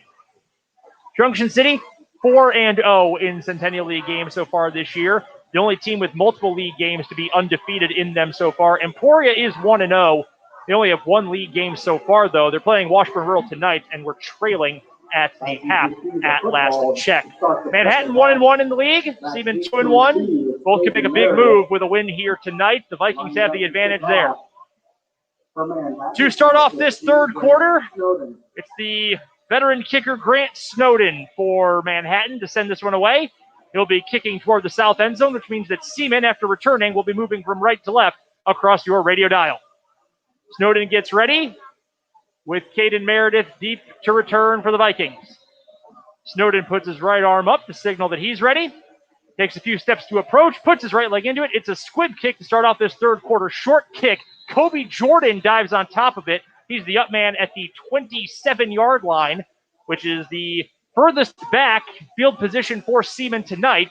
It's where the Vikings will take over to start this second half. Yeah, and he certainly, they've all got to him so quick. It's just a squib kick by Snowden, and Jordan gets on it, and then he bobbled it, so he just jumped on it. I mean, he could have easily picked up 5. He could have got it out to the 35 probably, but just don't make any mistakes. I think an important drive for Seaman, Brendan, up 21-7. You remember their opening drive of this game, 3 and out, and gave the ball right back to Manhattan. So I think an important drive right out of the gate. Kind of set the tone if you're the Seaman Vikings.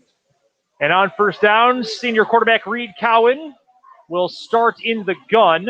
Officials are going to adjust the ball. Take the Manhattan ball out, put the Seaman ball in. With 11:59 on the clock to start this third quarter after 1 second came off on the kick. Cowan in the gun, 3 wings in the formation. Cowan takes the snap, short drop, just 1 step, now swings it out to the left sideline, completes it to Kason Stahlbomber, who spins through a tackle and gets up to the 40-yard line where he steps out of bounds. That was a pass for about 7 yards, and then 6 more as Stahlbomber carries the defender with him. Gave a ride that time to the linebacker, Jackson Vikander. It's a gain of 13 and a first down on the first play of the third quarter. Yeah, no fullback in. You had the 2 wings for Seaman. You had Cowan just sitting back in shotgun. You had the wide receiver clear out. Stahlbomber runs the out underneath. And remember, he's the one that caught the touchdown on the out and up. Makes sense. Throw the out. They're going to respect that. Easy pitch and catch. Nice run by Stahlbomber after the catch. This time they go with Cowan under center. It's a handoff to the fullback, Zephyr John, who charges ahead past the 40-yard line to the 41. That's a pickup of just 1 before he is met by a group of Manhattan Indians led by Damian Nalalio, the reigning Centennial League Defensive Player of the Year. Yeah, Zephyr John had 6 carries for 17 yards in the first half. He had back-to-back 4-yard runs in that first half. And they were all hit at the line of scrimmage. He just fought for the 4 yards. There he moved it about a football length off the 40-yard line. So Seaman not getting a lot of movement up there in the front line. Zephyr John coming off of an effort last week when he had just 15 yards on 5 rushes and a win against Topeka West. Now again with the shotgun double wing set for Seaman. Another short drop out of the gun for Cowan. And Cowan is swarmed in the backfield. The second time today that the front 7 for Manhattan has gotten home for a sack. This time it's Talik Houston, who's playing both ways for the Indians tonight. He gets the sack of Cowan, and now it's third down and long for the Vikings. Yeah, and he went right to Murray and said, what are you doing? Whether he didn't block or all he had to do was turn around, and Cowan would have thrown it right over the rush to Murray with nobody there because the blitz was coming. You either block it or you become the hot receiver. And Cowan went right to Murray going, come on, let's go. We got to be on the same page. 3rd and 19, empty set for the Vikings. Cowan, short pump to the left. Now he wants it all down the field, and he just misses his target, Jordan Zahn. Just outside the left hashes. Zahn gets 2 hands on it, but can't haul it in.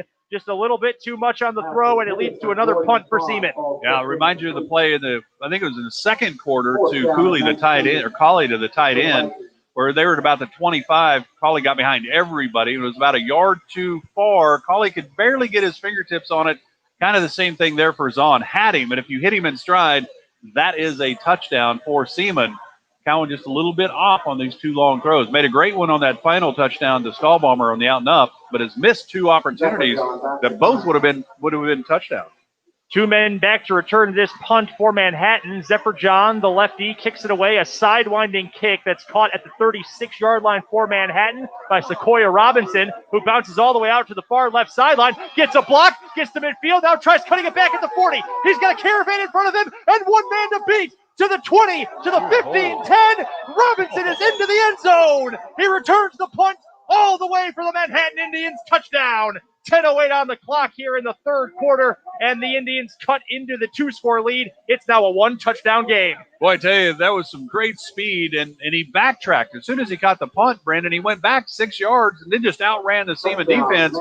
Boy, I think Manhattan got away with one right there at about the 20-yard line. There was a Seaman Viking that just absolutely got pulled to the ground, which was the last Viking that had a chance for the play. But heck of a punt return there, and you talk about turnovers leading to Seaman scores. We said special teams also don't give up the big play. There you have a punt return for a touchdown. Great effort by Manhattan. Great job that time by the Indians to follow some blocks, get the benefit of the doubt on a swallowed whistle, and they're able to get into the end zone less than 2 minutes into the third quarter. Now they can cut it down to a 7-point game if Grant Snowden can knock through the extra point. Ashenbrenner gets the snap, puts the hold down. The kick is up, and it doinks off the right upright. So the long punt return touchdown of 70-plus yards for Sequoia Robinson, but Manhattan can't add any more than that. 21-13, Seaman with the lead. We'll take a break on the Invista Credit Union 580 Preps Game of the Week on 580 WIBW. Is 2020 your year for a new home? I'm Carrie Brown with eXp Realty Preferred Advisors Team. Be sure and listen Saturdays at 10 a.m. on 580 a.m. WIBW Radio and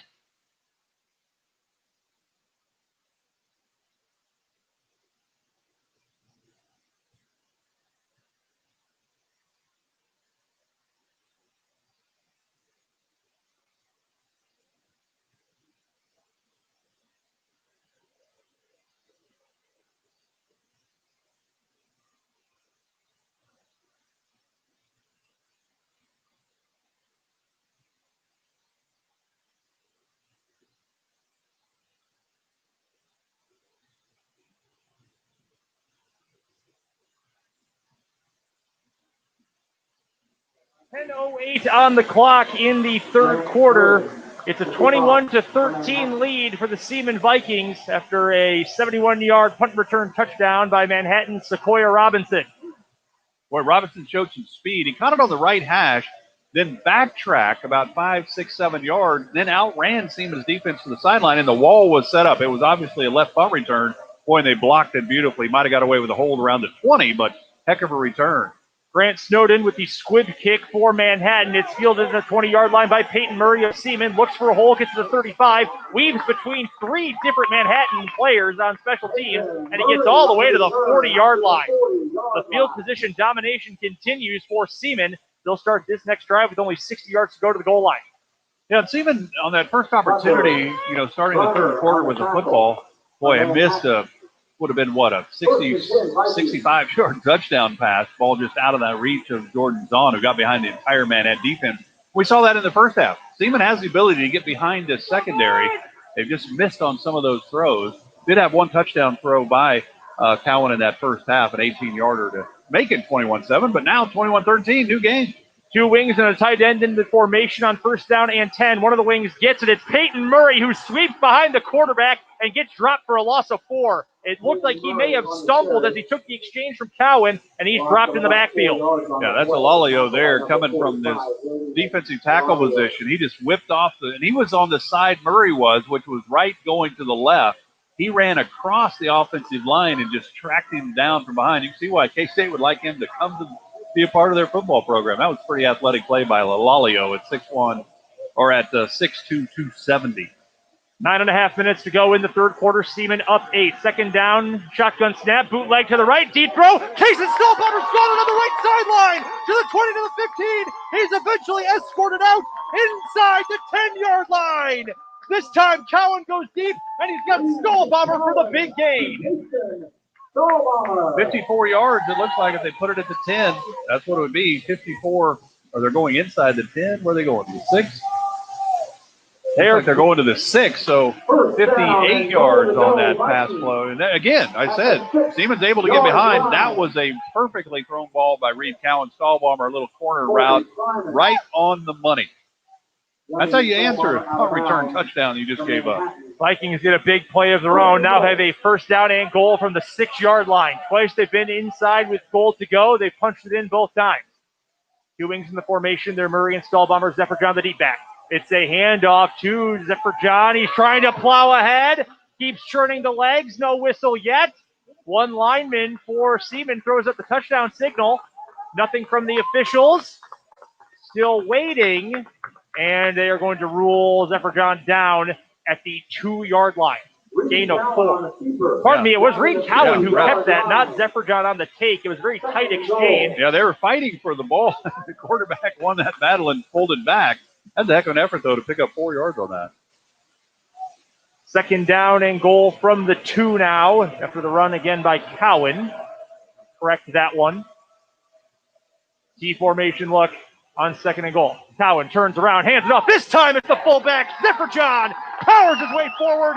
Touchdown, Seaman, and they go back up 2 scores, taking advantage of the 58-yard pass play and punching it in from 2 yards out 2 plays later.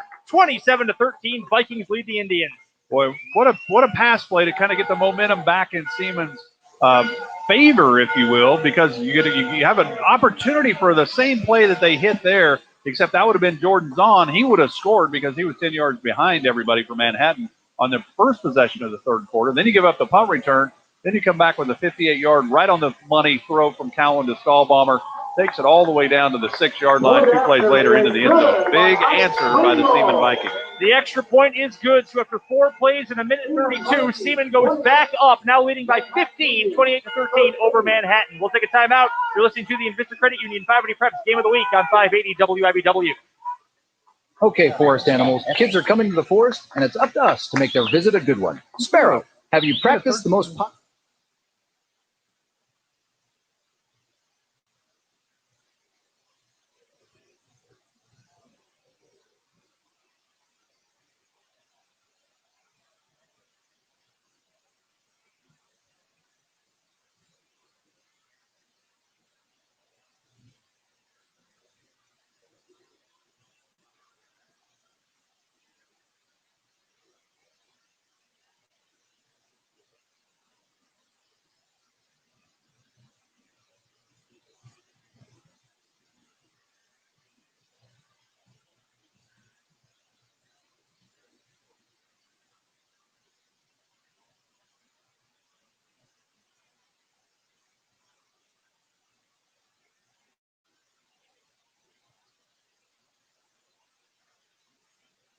Welcome back to Seaman Stadium. Seaman Vikings with a 28-13 lead over the Manhattan Indians. And now Ike Pringle will send this one away for Seaman on the ensuing kickoff. It's a high chopper that's fielded at the 24-yard line by Mason Reed of Manhattan. He swings all the way to the right and gets stood up. A physical tackle that time by Cameron Selbach. The 5'8", 150-pound sophomore plays physically that time, stands up Reed, a far bigger body, and makes the tackle at the 30-yard line. So we'll see. This is the first real offensive possession for Manhattan in the 3rd quarter. The first opportunity was the 71-yard punt return by Robinson. So we'll see what Manhattan does to answer the quick strike of the Seaman Vikings. First official offensive drive of the 2nd half, 8:26 to go in the 3rd. It's Keenan Schartz under center. The deep back is Aschenbrenner. He takes the handoff, goes right up the middle, plunges ahead, and he doesn't have room for much. A favorable spot will give him 2 yards. And that is exactly what he is going to get. Caden Meredith in on the stop, leading a charge of Vikings that time. Who was that again? I missed that one. That carry that time was by Aschenbrenner. Well, that's shocking. It's his 17th carry of the game. Now has 105 yards rushing. Pickup of 2 that time. Sets up a 2nd down and 8. He's the deep man once again. The wing is Reed to the left. Houston the fullback. It's a keeper this time for Schartz. He starts by bouncing to the outside. He doesn't have much room to go. And again, depending on the spot, it's going to be a 3rd down and long again. It's marked at the 34, so it's 2 yards credited to the sophomore quarterback Schartz. 3rd down and 6 now for Manhattan. Yeah, and I wonder with the 2 interceptions that were thrown by Aschenbrenner, that were just bad throws, let's face it. One by the interception by Zephyr John, one by Murray. They were right to him.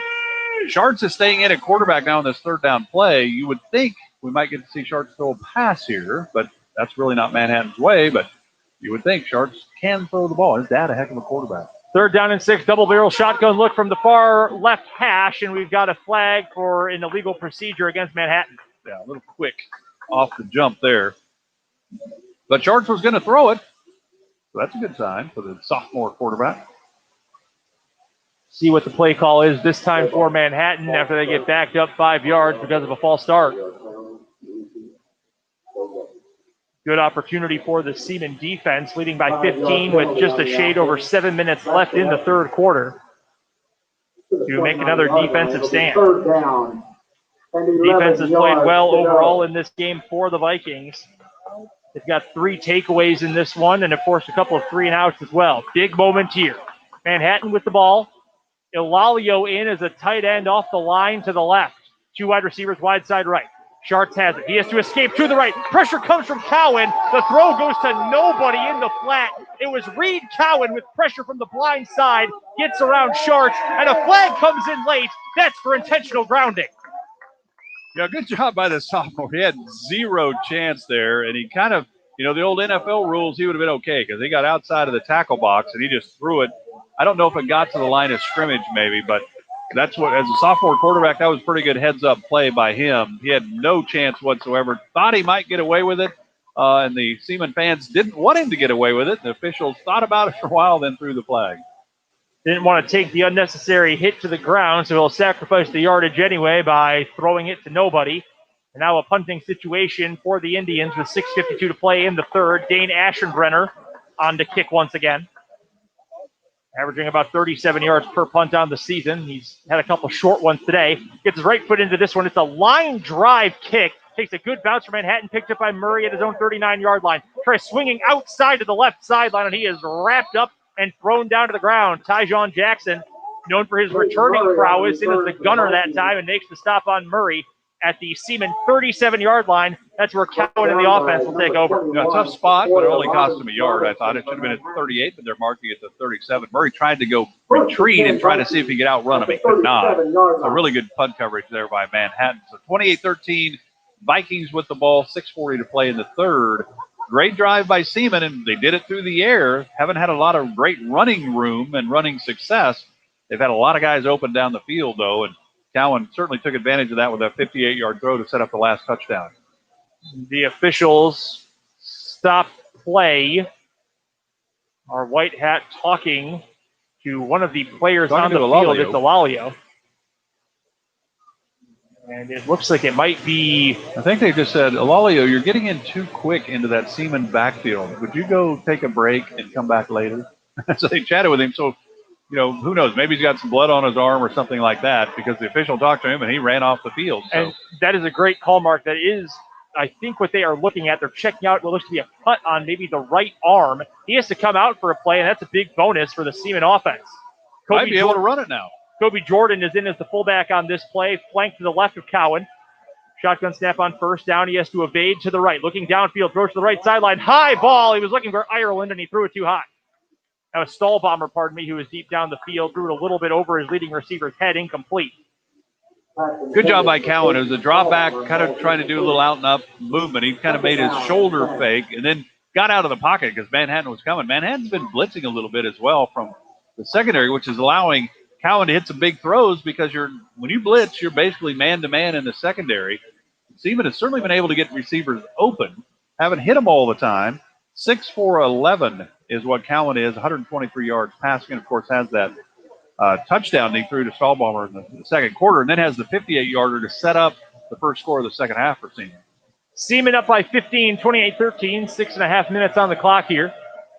Cowan goes under center on second down. He fakes the handoff. We'll toss it to the outside instead. Once again, this time it's a sweep to Stahlbomber. It's a low pitch, like a chest pass in basketball. It's a little bit low, and Stahlbomber has to dive on it before disaster happens. Yeah, they're going to the wide side of the field. Elalio, though, was back in the field. And Lynn O'Neill said, when you see 45 for Manhattan, we'll probably go the other way. Well, they went his direction, and, boy, they had that play in a lot of trouble from the get-go. Then not a good pitch at all by Cowan.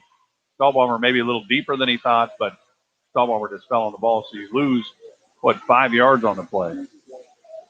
Backed up to the 32-yard line. Obvious passing situation with more than half of the third quarter off the clock. 2 wide receivers to the left. That's the wide side of the field. 3-step drop out of the gun for Cowan. Cowan wants it all. Going deep down the left seam. He's got a man. P.J. Vargas at the 30-yard line makes the snag. Gets just inside the 30. First down for Seaman. Boy, great 37 throw. Yards through the air. Yeah, great throw by Cowan that time. And Vargas, another Seaman receiver, getting behind everybody. So 37 yards on that reception. Beautiful throw, pitch and catch by the Seaman Vikings. So 160 yards now through the air for Cowan, 7 of 12. And they are, when he completes them, they're going down the field against this Manhattan secondary. Now over 800 yards passing on the season here in week 5. This team up by 15, T formation on 1st down and 10 from the 29. Cowan takes the snap after an entrance into the neutral zone by the defensive lineman for Manhattan. Whitfield.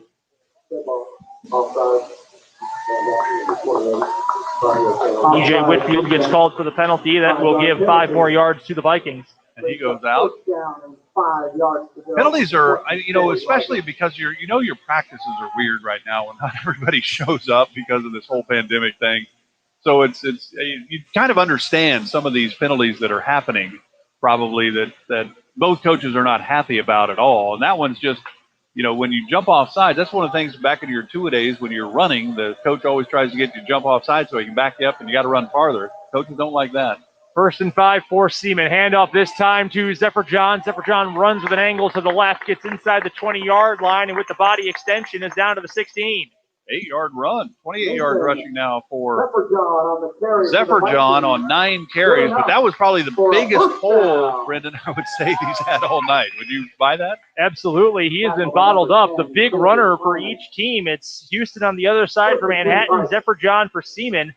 They've been wrapped up immediately at the line over and over and over again, but that was a nice hole that Zephyr John was able to plunge through that time. Vikings huddling up here, ball at the 16-yard line, once again in the red zone.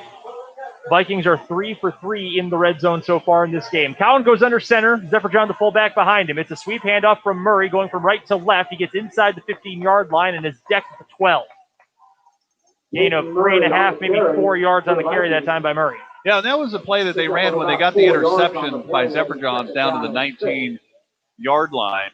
That you ran that on the 1st down, went 16 yards down to the 3. Same play. They've run that a lot with Murray. He's always on the right, runs it to the left, and he really makes good decisions. 5'6", 130-pounder, but he's got quick feet, made a nice read there, nice cut, picks up 4. Cowan gets the play from his sideline, heads back into the huddle, 4:20 to go in the period. Play clock down to 11 when the Vikings break the huddle. 2 backs in the backfield. Wing to the left, Zephyr John's the deep man, and we've got a timeout called by the Seaman sideline with 4:09 to go in the quarter. We will take it with them. Seaman with the ball, driving again, up 15 over Manhattan. You're listening to the Invista Credit Union 580 Preps Game of the Week on 580 WIBW. These guys fall. Hiring.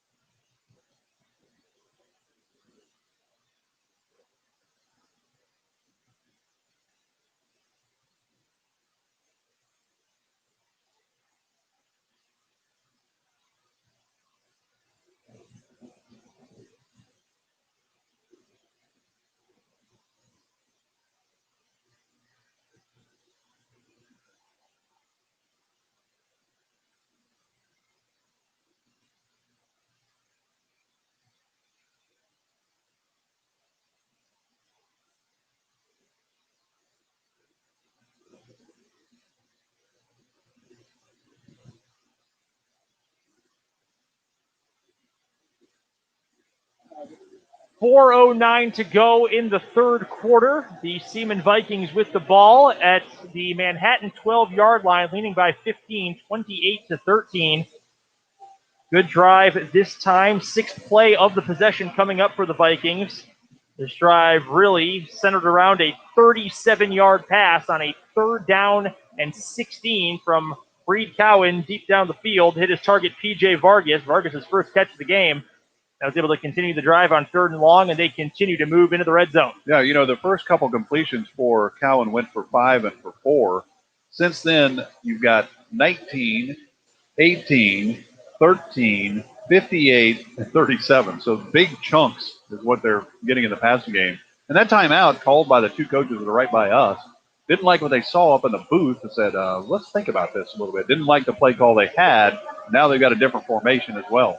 Zephyr John and Murray in the backfield going to the right. It's a sweep handoff back to the left for Murray. He approaches the 50 or the 10-yard line, gets banged down just inside the 10. Yeah, got it to the 9.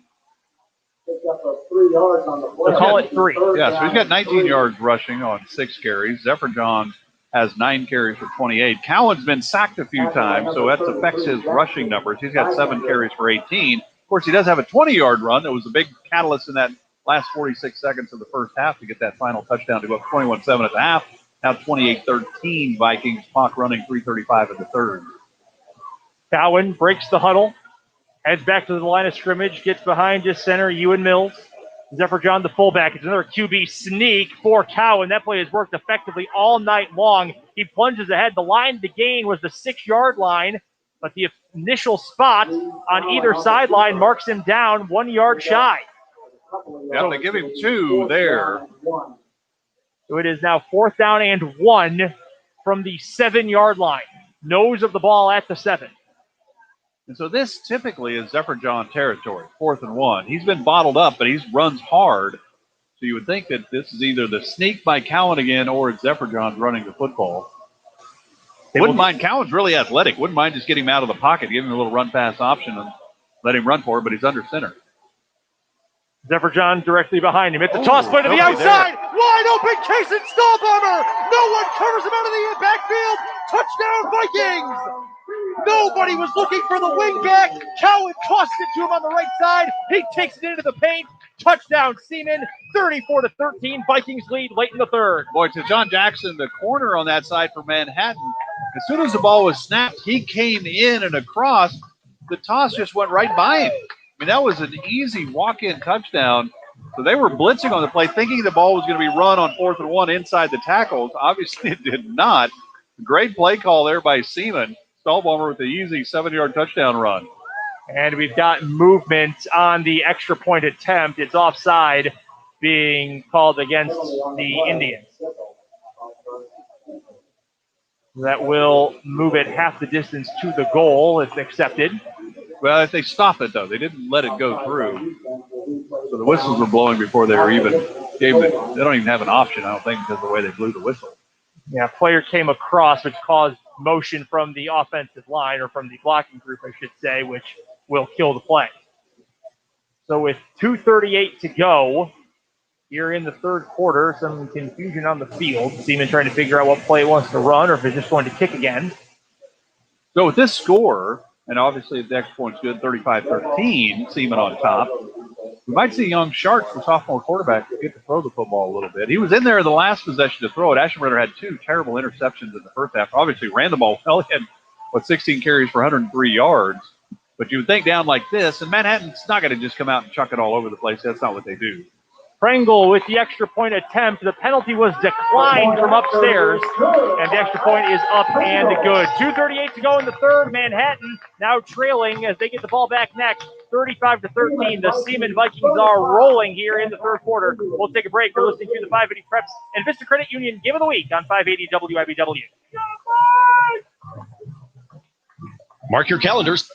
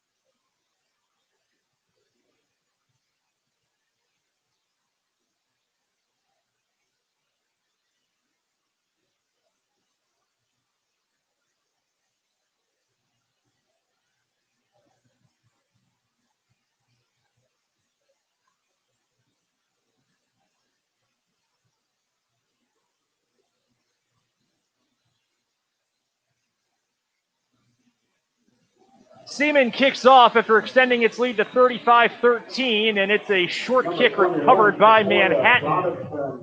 And Sequoia Robinson, who has a punt return touchdown in this game, is able to work the ball up to the 39, give him the 40-yard line.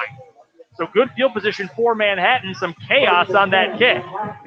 Squib, and it ends up with great field position for Manhattan. But, boy, two really great scoring drives by Seaman. We talked about the turnovers that allowed them to have two short field scores and then one right before the half. But, boy, they've done a nice job here in the second half.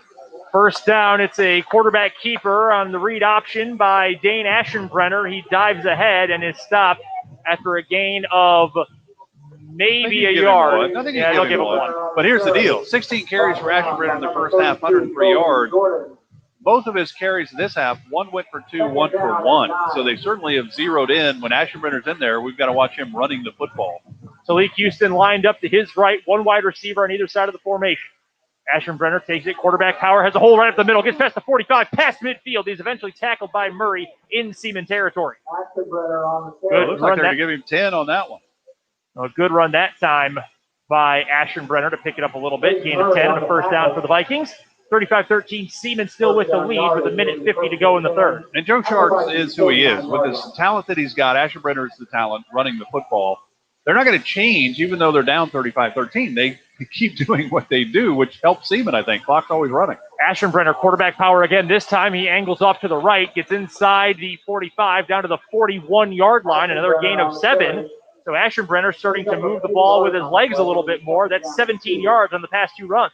Yeah, and I think Seaman at the same time goes, okay, we're up 22. Well, just don't give him a big play. And they're allowing Aschenbrenner to who really reads blocks well. And I think he finds holes very well. He's got great vision.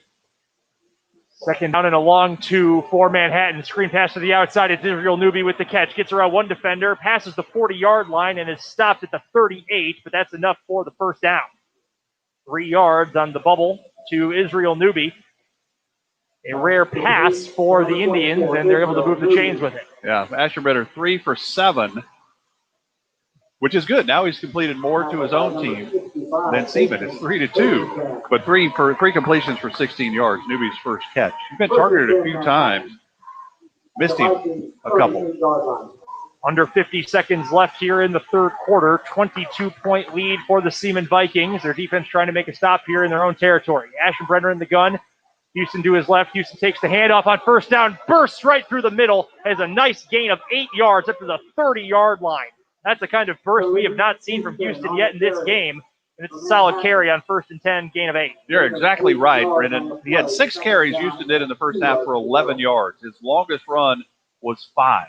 So that means he had a lot of 1 and 2 and 0, and there he goes for 8. So now 7 carries, 19 yards for the big fullback.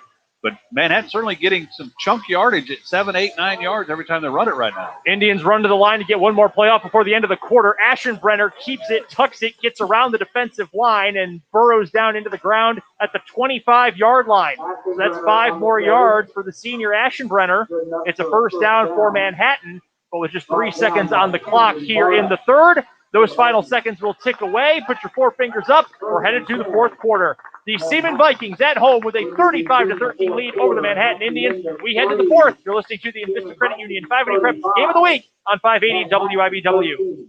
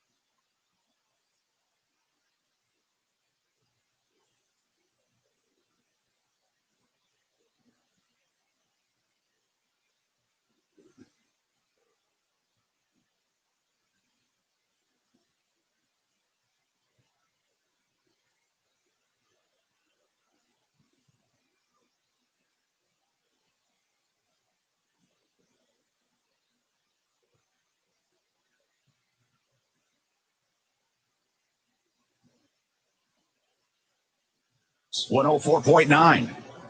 12 minutes left in this one. The Manhattan Indians are on the move. 1st and 10 at the Seaman 25-yard line, but they trail the Seaman Vikings by 22, 35-13. Brendan Dworzinski and Mark Elliott with you at Seaman Stadium.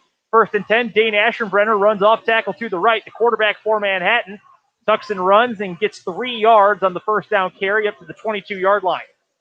Aschenbrenner has been the featured runner on this drive for Manhattan, which has not moved the ball particularly well on offense in this game. They've got 13 points, but one of those touchdowns came on special teams. Yeah, the big punt return by Robinson of 71 yards. But Aschenbrenner does have 132 yards rushing on 22 carries in this game. Second down and 7, 2 wide receivers, wide side left. Aschenbrenner will throw this time, bounces it low. Joe Hall was the intended target, but Aschenbrenner moving in that direction just threw the ball into the dirt. Yeah, those are easy completions for a quarterback, especially when you're moving that way. Run pass option. You've got your receiver that you're looking for there to throw the football to, Joe Hall, and you're kind of giving an opportunity. The idea is you get the ball to your receiver and let him run for some yards. You're not throwing it down the field. The ball's basically thrown right down the line of scrimmage, maybe a couple yards pass, but that's one you have to complete. It's an easy pitch and catch. Ball on the far right hash mark as the Indians move from right to left across your radio dial. They come out with 2 wide receivers to the left, a wing to the left as well. 1 wide receiver isolated right. Aschenbrenner in the gun with Houston. Aschenbrenner takes it, fakes the handoff, throws it back over the middle, looking for a target, completes the pass up inside the 10-yard line. He was able to hook up with his halfback, Mason Reed, for the first down pickup down to the 8-yard line, a gain of 14. Yeah, really good throw that time for Aschenbrenner. He's completed a couple balls in a lot of traffic, and he put that one right on the money. Nice job by Mason Reed being a big target down the middle of the field. So you go, 14 yards on that completion. Ball still on the right hash. 2 wide receivers to the short side. 1 to the wide side left is Israel Newby. Aschenbrenner in the gun. He's taking it the entire way. Looks for a hole. Bounces around. Angles back to the middle of the field. The ball popped out late. Manhattan wants a touchdown. We're waiting for a signal. Still nothing on the ground. Still waiting for a signal. You think he must be down because he hit the ground with the ball and the ground popped it out. So you think maybe it's at the 1. No, they're giving him a touchdown. Did anybody single? No, there was no signal on the ground. Touchdown Manhattan. They cut it down to a 2-score game. It's now 35-19 with 11:08 to go. No signal from any of the officials on the ground, but they'll give Aschenbrenner credit for the score from 8 yards out. Yeah, I didn't think it was going to be a fumble because he reaches for the goal line with the ball. The ball, when he hit the ground, obviously the ground caused the fumble, I guess you would say. But nobody signaled anything. So I was right with you. Is that a fumble? Is that a touchdown? They go student body left for the 2-point conversion attempt. It's a toss to Mason Reed, and he plunges over the goal line for 2. Less than a minute into the fourth quarter, it is 35-21. Siemens still up by 2 scores, but Manhattan trying to chip away. We'll take a timeout. Be back after this. You're listening to the Invista Credit Union 580 Preps Game of the Week on 580 WIBW. Revitec fungicide from BASF has been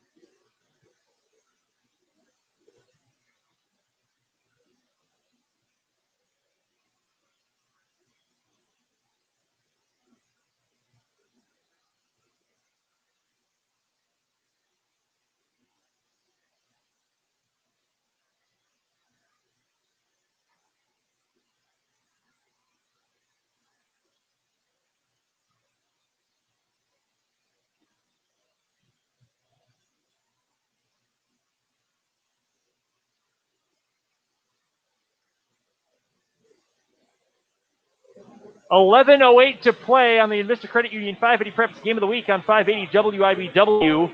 Dane Aschenbrenner with a touchdown run on quarterback power to the right for Manhattan, and then a 2-point conversion cuts it to 35-21. Seaman will get the ball with the lead.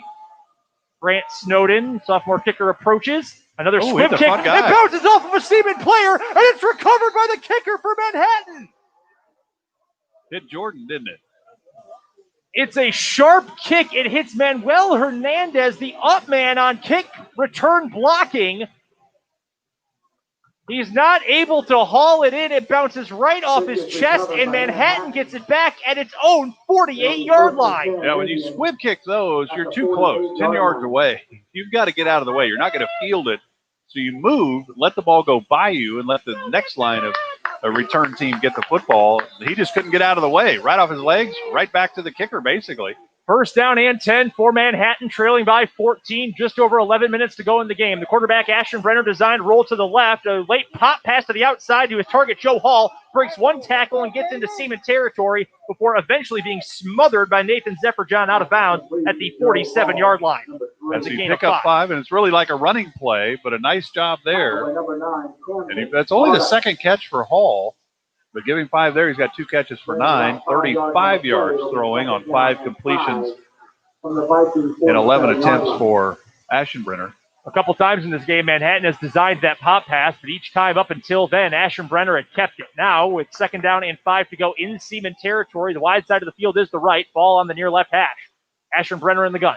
He takes it, fakes the handoff to Houston. He's looking for a hole, hits the B button, spins around at midfield, and he's decked right there. Mills he turned right into Mills when he spun, and he came right back to him, loses a yard on that one.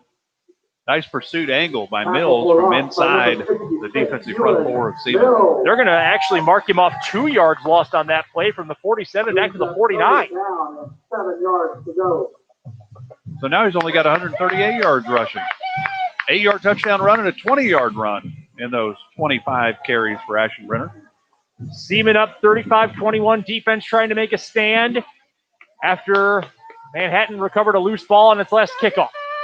Third down and long. Aschenbrenner rolls left, now works back to the middle of the pocket. Jump throw over the middle of the field, and it's batted away at the last second. The free safety, Camden Barta, comes all the way across the formation and bats the pass away on third down. A tremendous heads-up play by the junior safety for Seaman. Yeah, great play by him at the end of the play, but a better play maybe by Peyton Murray. Murray jumped on Reed. They were trying to run him across the formation and kind of sneak him out there. Murray jumped right on him, and Aschenbrenner had to go to his second choice. Really good job by Murray, and then obviously really good coverage down the field to bat that one away. 10-10 to go in a 2-touchdown game. Seaman with the advantage. The ball is currently on the Vikings' 49-yard line, and Manhattan is lining up to go for it. They will take their first timeout of the second half, so both teams have used a timeout. Both have 2 timeouts left. Timeout, Manhattan.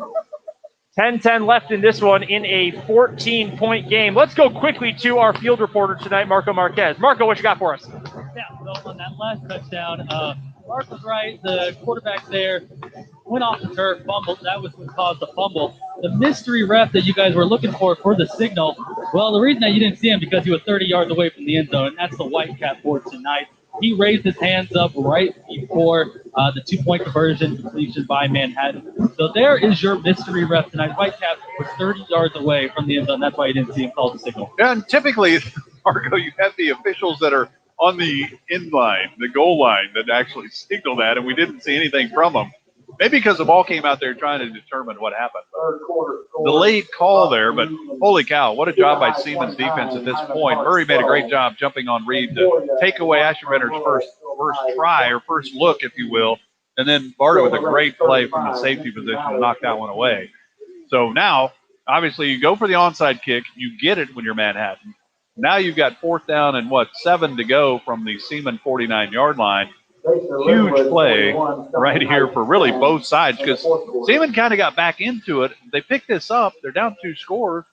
This could be a whole different ball game. Ball centered between the hashes as the Indians move from right to left across your radio dial, right on top of the Viking head logo here on Don Pierce Field.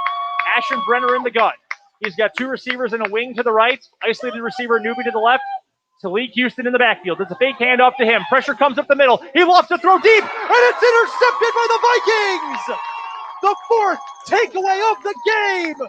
The interception deep down the field by Caden Ireland, and Seaman takes over with 10:05 to play and a 14-point lead.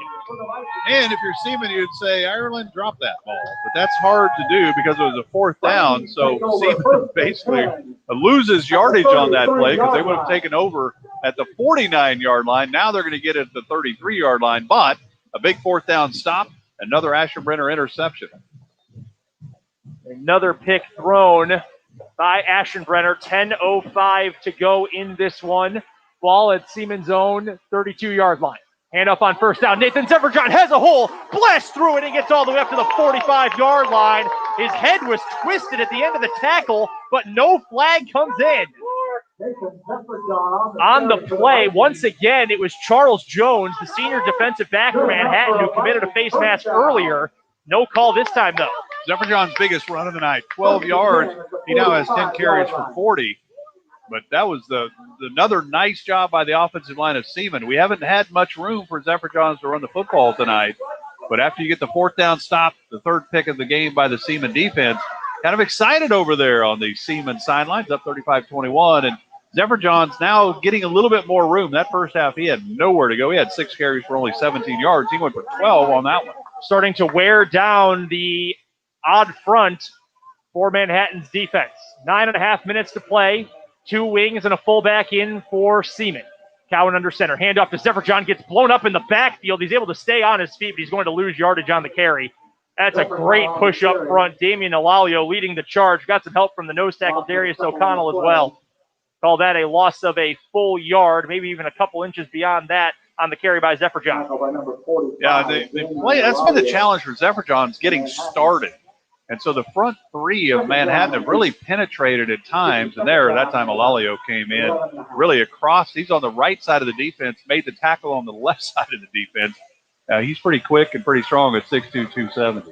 Seaman up by 14. The clock is the friend of the Vikings at this point with under 9 minutes to play. 2 wide receivers to the wide side left. Ball on the near hash. Snap to Cowan, it's high, but he maintains it. He's looking left the whole way. Has Stahl Bomber right at the sticks. He turns it up, gets to the 40-yard line, carries a defender with him across the 40. First down for Seaman. Stahl Bomber all alone in the left flat. Good find that time by Cowan. It's first down pickup. 17 yards, so 177 through the air for Cowan. 8 of 13 through the air. Stahl Bomber's kind of been the go-to guy in this second half. He's got the 58-yarder on that opening drive of the third quarter. That's now his 5th catch for 100. And what did I say, 17? 110. How about that? That's a nice night for Stahl Bomber. 5 catches for 110 yards. He's got 4 touchdowns in the last 2 weeks. Now Cowan under center on first down and 10. It's a give to Zephyr John on first down, stumbles ahead, and is able to barrel forward up just past the 35-yard line. They'll mark him back right at the 35, in fact. Won't give him the extra yard after bouncing off the turf. So call it a gain of 4 for the senior fullback, Zephyr John. 2nd and 6 coming up for Seaman, leading by 14. And those are the plays that Seaman offense that the Viking fans have certainly seen even from back in the Bill Lowe days, where the fullback gets it going off the right A-gap, if you will, the right guard, right center type, or the center and the right guard, but he's actually running it over the left guard. So he takes the snap 1 step and then veers hard left. Boy, and he just got shoestring tackled, or he had to run for about 10 more. Stahl Bomber and Zephyr John both in the backfield, designed to the right. There's another pitch out to Stahl Bomber. This play worked for a 2-point conversion earlier. This time it works for good yardage up beyond the 30-yard line on the near sideline. Stahl Bomber turns on the jet, is able to get to the sideline, reaches the 28-yard line, and that's enough for 7 yards and a first down for Seaman. Yeah, same. You're exactly right. Same as a 2-point conversion. And that time you had the same guys, Jackson, that was on the outside, came down, almost caught Stahl Bomber from behind, but couldn't quite. And so you get to the perimeter that quick, the secondary's in a little bit of trouble. Vikings are moving again from left to right as you listen. Nose of the ball at the 28-yard line. Clock continues to wind down. Stahl Bomber went out of bounds on that run, which stops the clock. A bonus for Manhattan, but there's only 7:26 to play. And now Seaman wants a timeout to think things over. And that's a good call. The clock's already stopped. You know that you're up 14, 35-21. You have an opportunity here to get another score and really ice this game.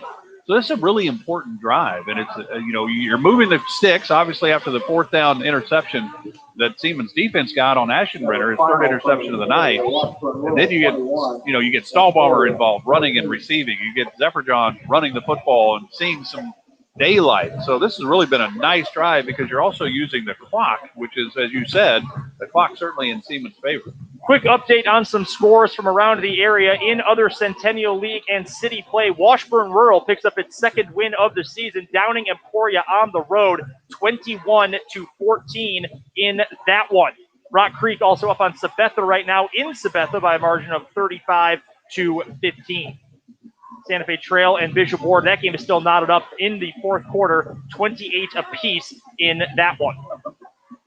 Back here in our game in North Topeka, 7:26 to play. Seaman up by 2 touchdowns, 35-21, with a first down and 10 at the Manhattan 28-yard line.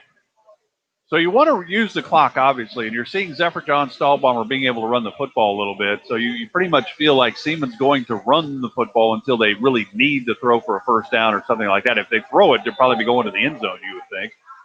They go heavy to the right on 1st and 10. It's a give to Zephyr John, who bounces into one of his own linemen right from the jump on that play. Jackson Vikander, the sophomore inside linebacker for Manhattan, forces one of the linemen back into Zephyr John. No gain on the play, so 2nd and 10 now for the Vikings as the clock continues to wind down near 7 minutes. And that's been more typical of Zephyr John's night. How did he can't even get started. This Manhattan defensive line is getting some penetration, not allowing the fullback any real room at all.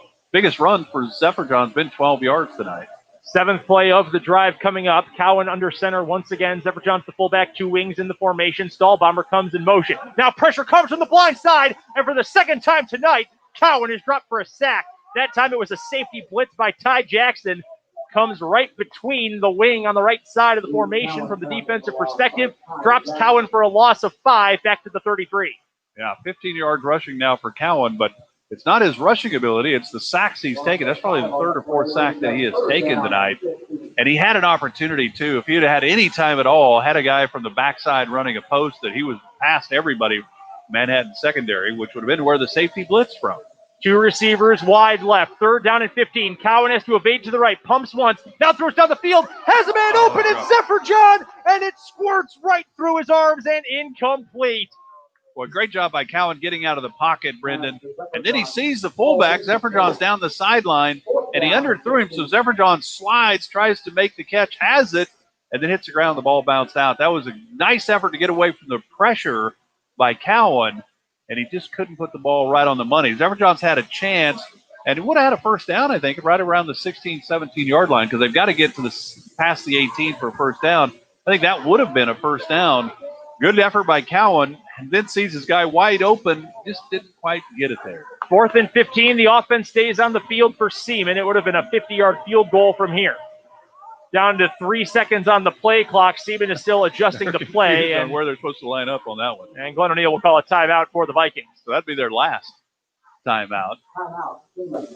Seaman not quite as concerned with the amount of time left on the clock as Manhattan. Right. Up by 14 with approximately half of the 4th quarter in the books here. 6:07 officially on the clock.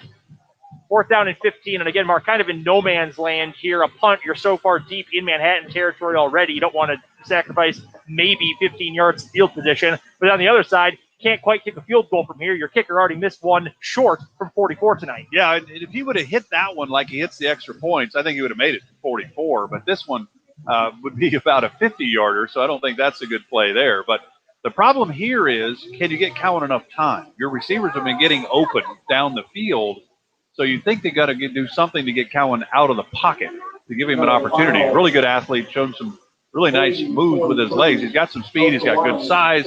You know, it's 6'3", 200 pounds, a senior quarterback for Seaman. So you would think get him out of the pocket. The challenge is, I don't know how Reed is going to his left, but the ball's on the right hash. So you'd think if you're going to get him out of the pocket, he's going to be going to the left. I always thought if you go the opposite way of your throwing arm, you can actually get more on it because your body's going with you that way. I think most quarterbacks like to throw to their throwing arm side, which would be Cowan's right, obviously. 4th and 15 for Seaman from the 33. We've got a flag and a timeout now called by Manhattan. Seaman came out empty set, had 5 different pass-catching options in the pattern. Manhattan didn't like the matchup defensively and will burn a timeout. Now, that's a significant timeout. Yes, that absolutely is, because now Manhattan only has 1 timeout left. So, obviously, even if you don't get at this and Manhattan takes over offensively, you certainly don't want to pick 6 or something like that. That would not be exactly what you need at this point. So, Cowan, be careful with it. Obviously understand that with an empty backfield, they're going to be coming after you. Manhattan has been more aggressive coming after the quarterback than they have been playing straight up coverage in the secondary. So Cowan's got to be smart here. And at the same time, Reed can run it too. When you go empty, it means you're kind of putting the defense in a position where probably man-to-man coverage, you figure Manhattan might blitz because they've had success doing that. But don't forget about Reed being able to run the football here as well. They've gotten a lot of receivers open down the field. Cowan tonight, 8 of 14 through the air, 177 yards. Thrown the one touchdown pass, the 18-yarder to Stahlbomber, but Stahlbomber has 5 catches for 110 yards. So they've got some big gash plays. Only 8 completions, but 177 yards of passing. That's a big play. They actually docked 2 seconds off the clock before that timeout was called. It looked as the snap had been taken by Cowan, but the whistle for the timeout came in late. So from 6:07, the scoreboard operator actually dinged it 2 seconds. There's now 6:05 to go. 4th down and 15 for the Vikings. That's why you play at home, right? Yeah. Ball on the near right hash. 3 wide receivers to the wide side left. Running back in that direction is Zephyr John as well. And we've got another flag, and it's a procedural penalty against Seaman. So another stoppage of play, and they'll move back 5 yards. And I think that was from one of the receivers that were out there that probably had to step up on the line of scrimmage. And now with a 4th down and 20 from the 38, a little more space, and Seaman will decide to kick this one away instead of going for it on 4th and a mile. Yeah, and that one makes sense. Now you're back to the 38. You've got some room. Now the problem is that Robinson's back there to catch it, right? And he went 71 yards. Seaman had a chance right out of the gate. He backtracked and basically outran him, then got some great blocking down the field for the 71-yard punt return. Because that made the score 21-14 early third quarter. 2 men back, Robinson and Jackson to return for Manhattan. The 12-yard long snap to Zephyr John, end-over-end kick, now turns into a spiral, bounces at the 16-yard line. It takes a Seaman bounce, rolling to a stop at the 10-yard line.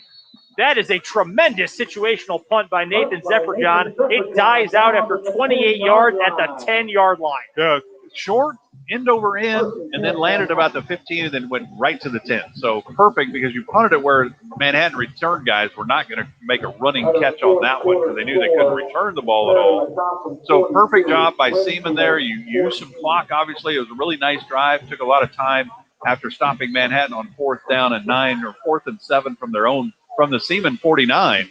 So a nice drive, took a lot of time off the clock. 5:55 to go in a 14-point game. Manhattan trailing and has the ball. First down, it's a handoff up the middle. Newby. And a good gain by Israel Newby up to the 15-yard line. That's a gain of 5, and a flag comes in late from the umpire. There have been so many flags in this game. We'll figure out what the call is this time after the 5-yard gainer. What would you say? If it's a face mask, would that be the 5th of the game? Or personal, yeah. What do you think, 5th? I believe that's correct. Probably 4 of those on Seaman's defense and maybe 1 on Manhattan. This is the most face mask I've ever seen in a game, I think, ever.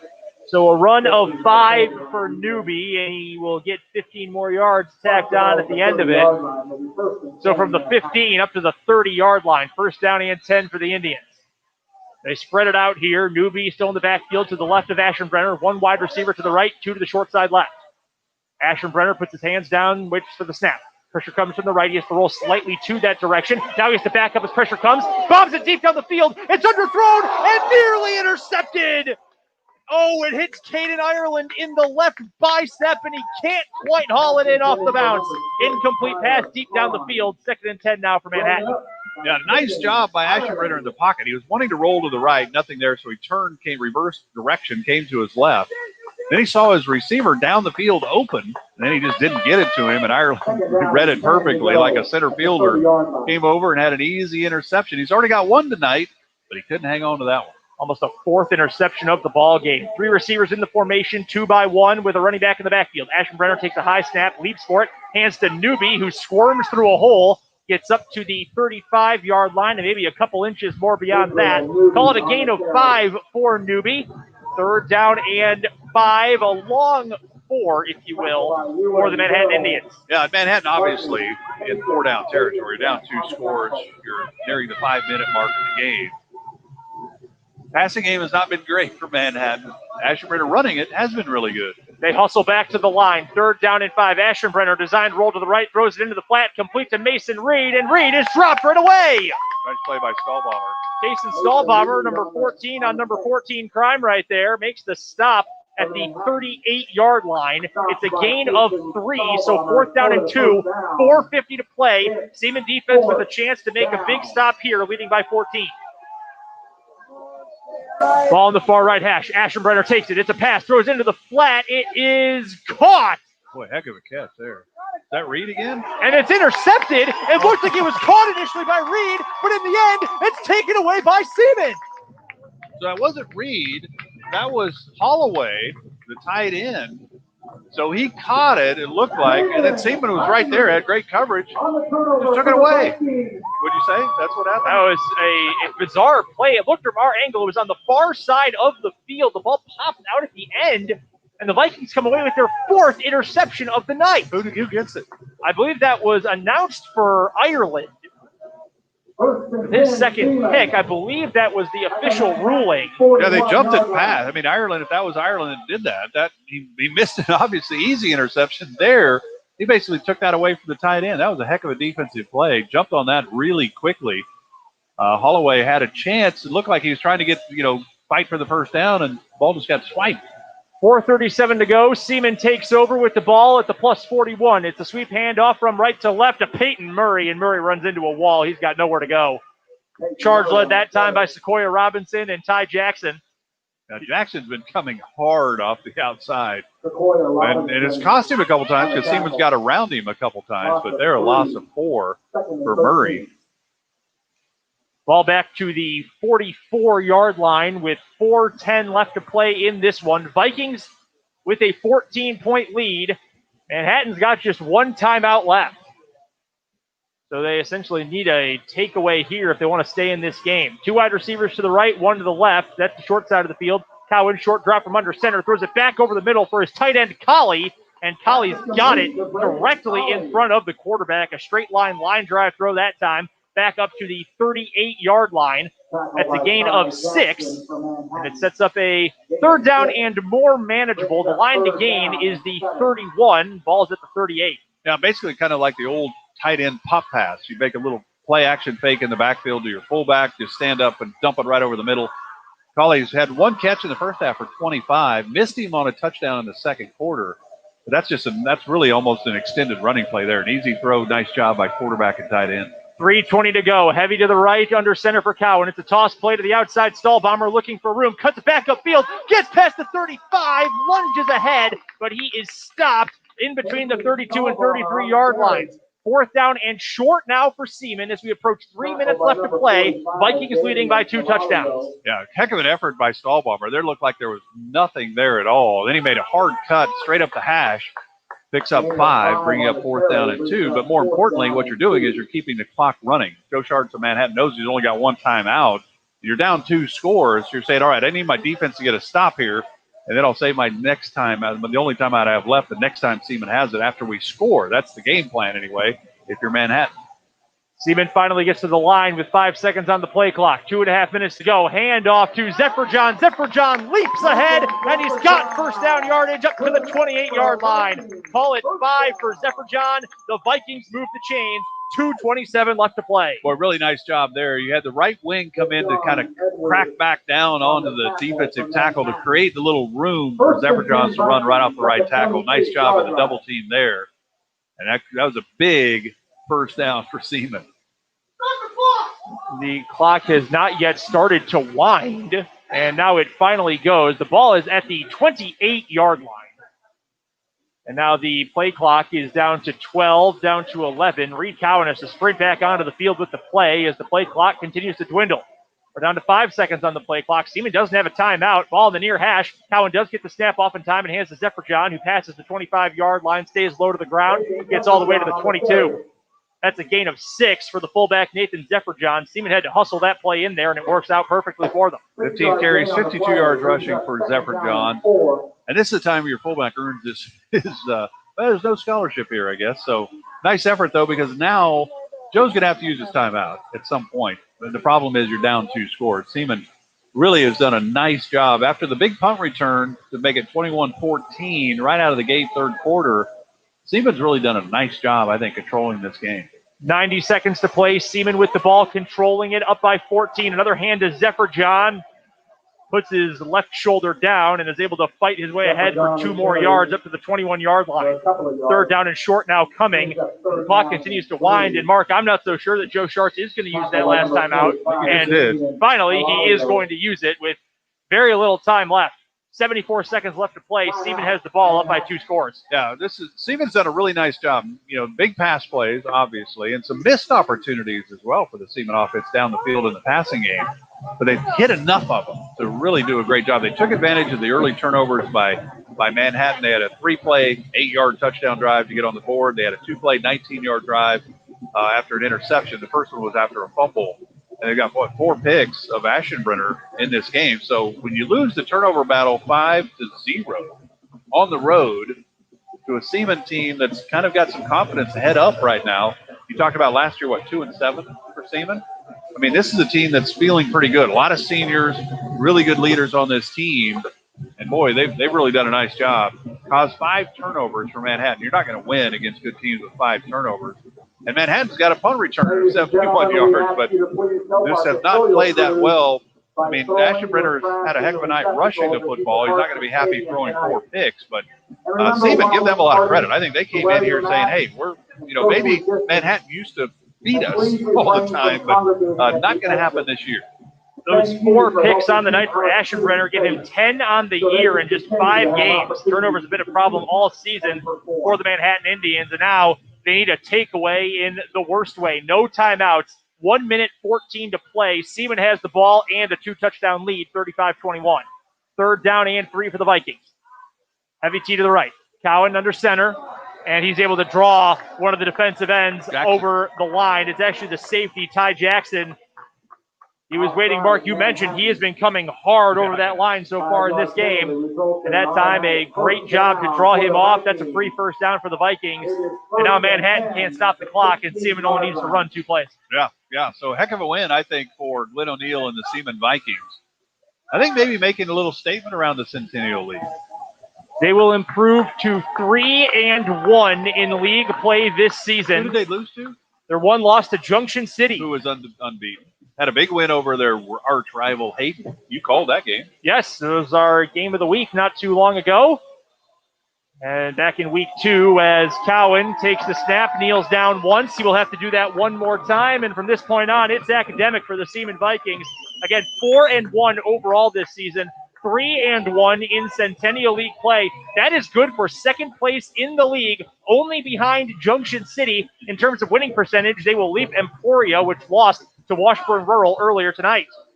Just so you know, I did never take those step back down the ball off the quarterback rushing stats. So it's team rush. Team. I believe that's the NFL style of scoring as well. As Cowan takes the 2nd one, he'll take 1 step back, put his right knee on the turf, and that will do it for these final 30 seconds, and will do it for the Seaman Vikings' 4th win of the year in the first 5 weeks of the season. And in just 5 weeks, they have doubled their win total from last season. What a gutty victory for this Seaman Vikings team. They come in a highly anticipated Centennial League matchup, 2 of the most physical teams in the league this year, and they come away with a 35-21 win over Manhattan. And Mark, this was an all-around great performance for Seaman, offensively and defensively. Yeah, I think it was fantastic. Manhattan helped, I think, really get Seaman's heads up even more by the early turnovers, putting Seaman up 14-0. And then after that, Manhattan, who loves to run the football, Aschenbrenner rushed for over 100 yards, but the turnovers, you can't have 5 turnovers. And especially when you turn it over in the red zone, and Seaman took advantage of every opportunity. And then you had Cowan hitting some big passes down the field. Just a really nice game, I think, by Seaman, and one that I would think would add to their confidence level that I'm sure they're feeling right now. That will send us on to our post-game show. When we come back after this 1-minute break, we'll get you a scoring summary from tonight's game. We'll get you a statistical recap, take a look at some scores from around the area, and we will name our player of the game. That's coming up in 1 minute. You're listening to the Invista Credit Union 580 Preps Game of the Week on 580 WIBW. Mark your calendar. Special sales, JC Livestock, Junction City, Kansas. First special fall calf sale Monday evening, October 12th, 6:30. Already nearly 1,000 consignments more consigning daily. Mostly Black Cross pre-vaccinated steers and heifers, 500 to 650. Cow sale in conjunction with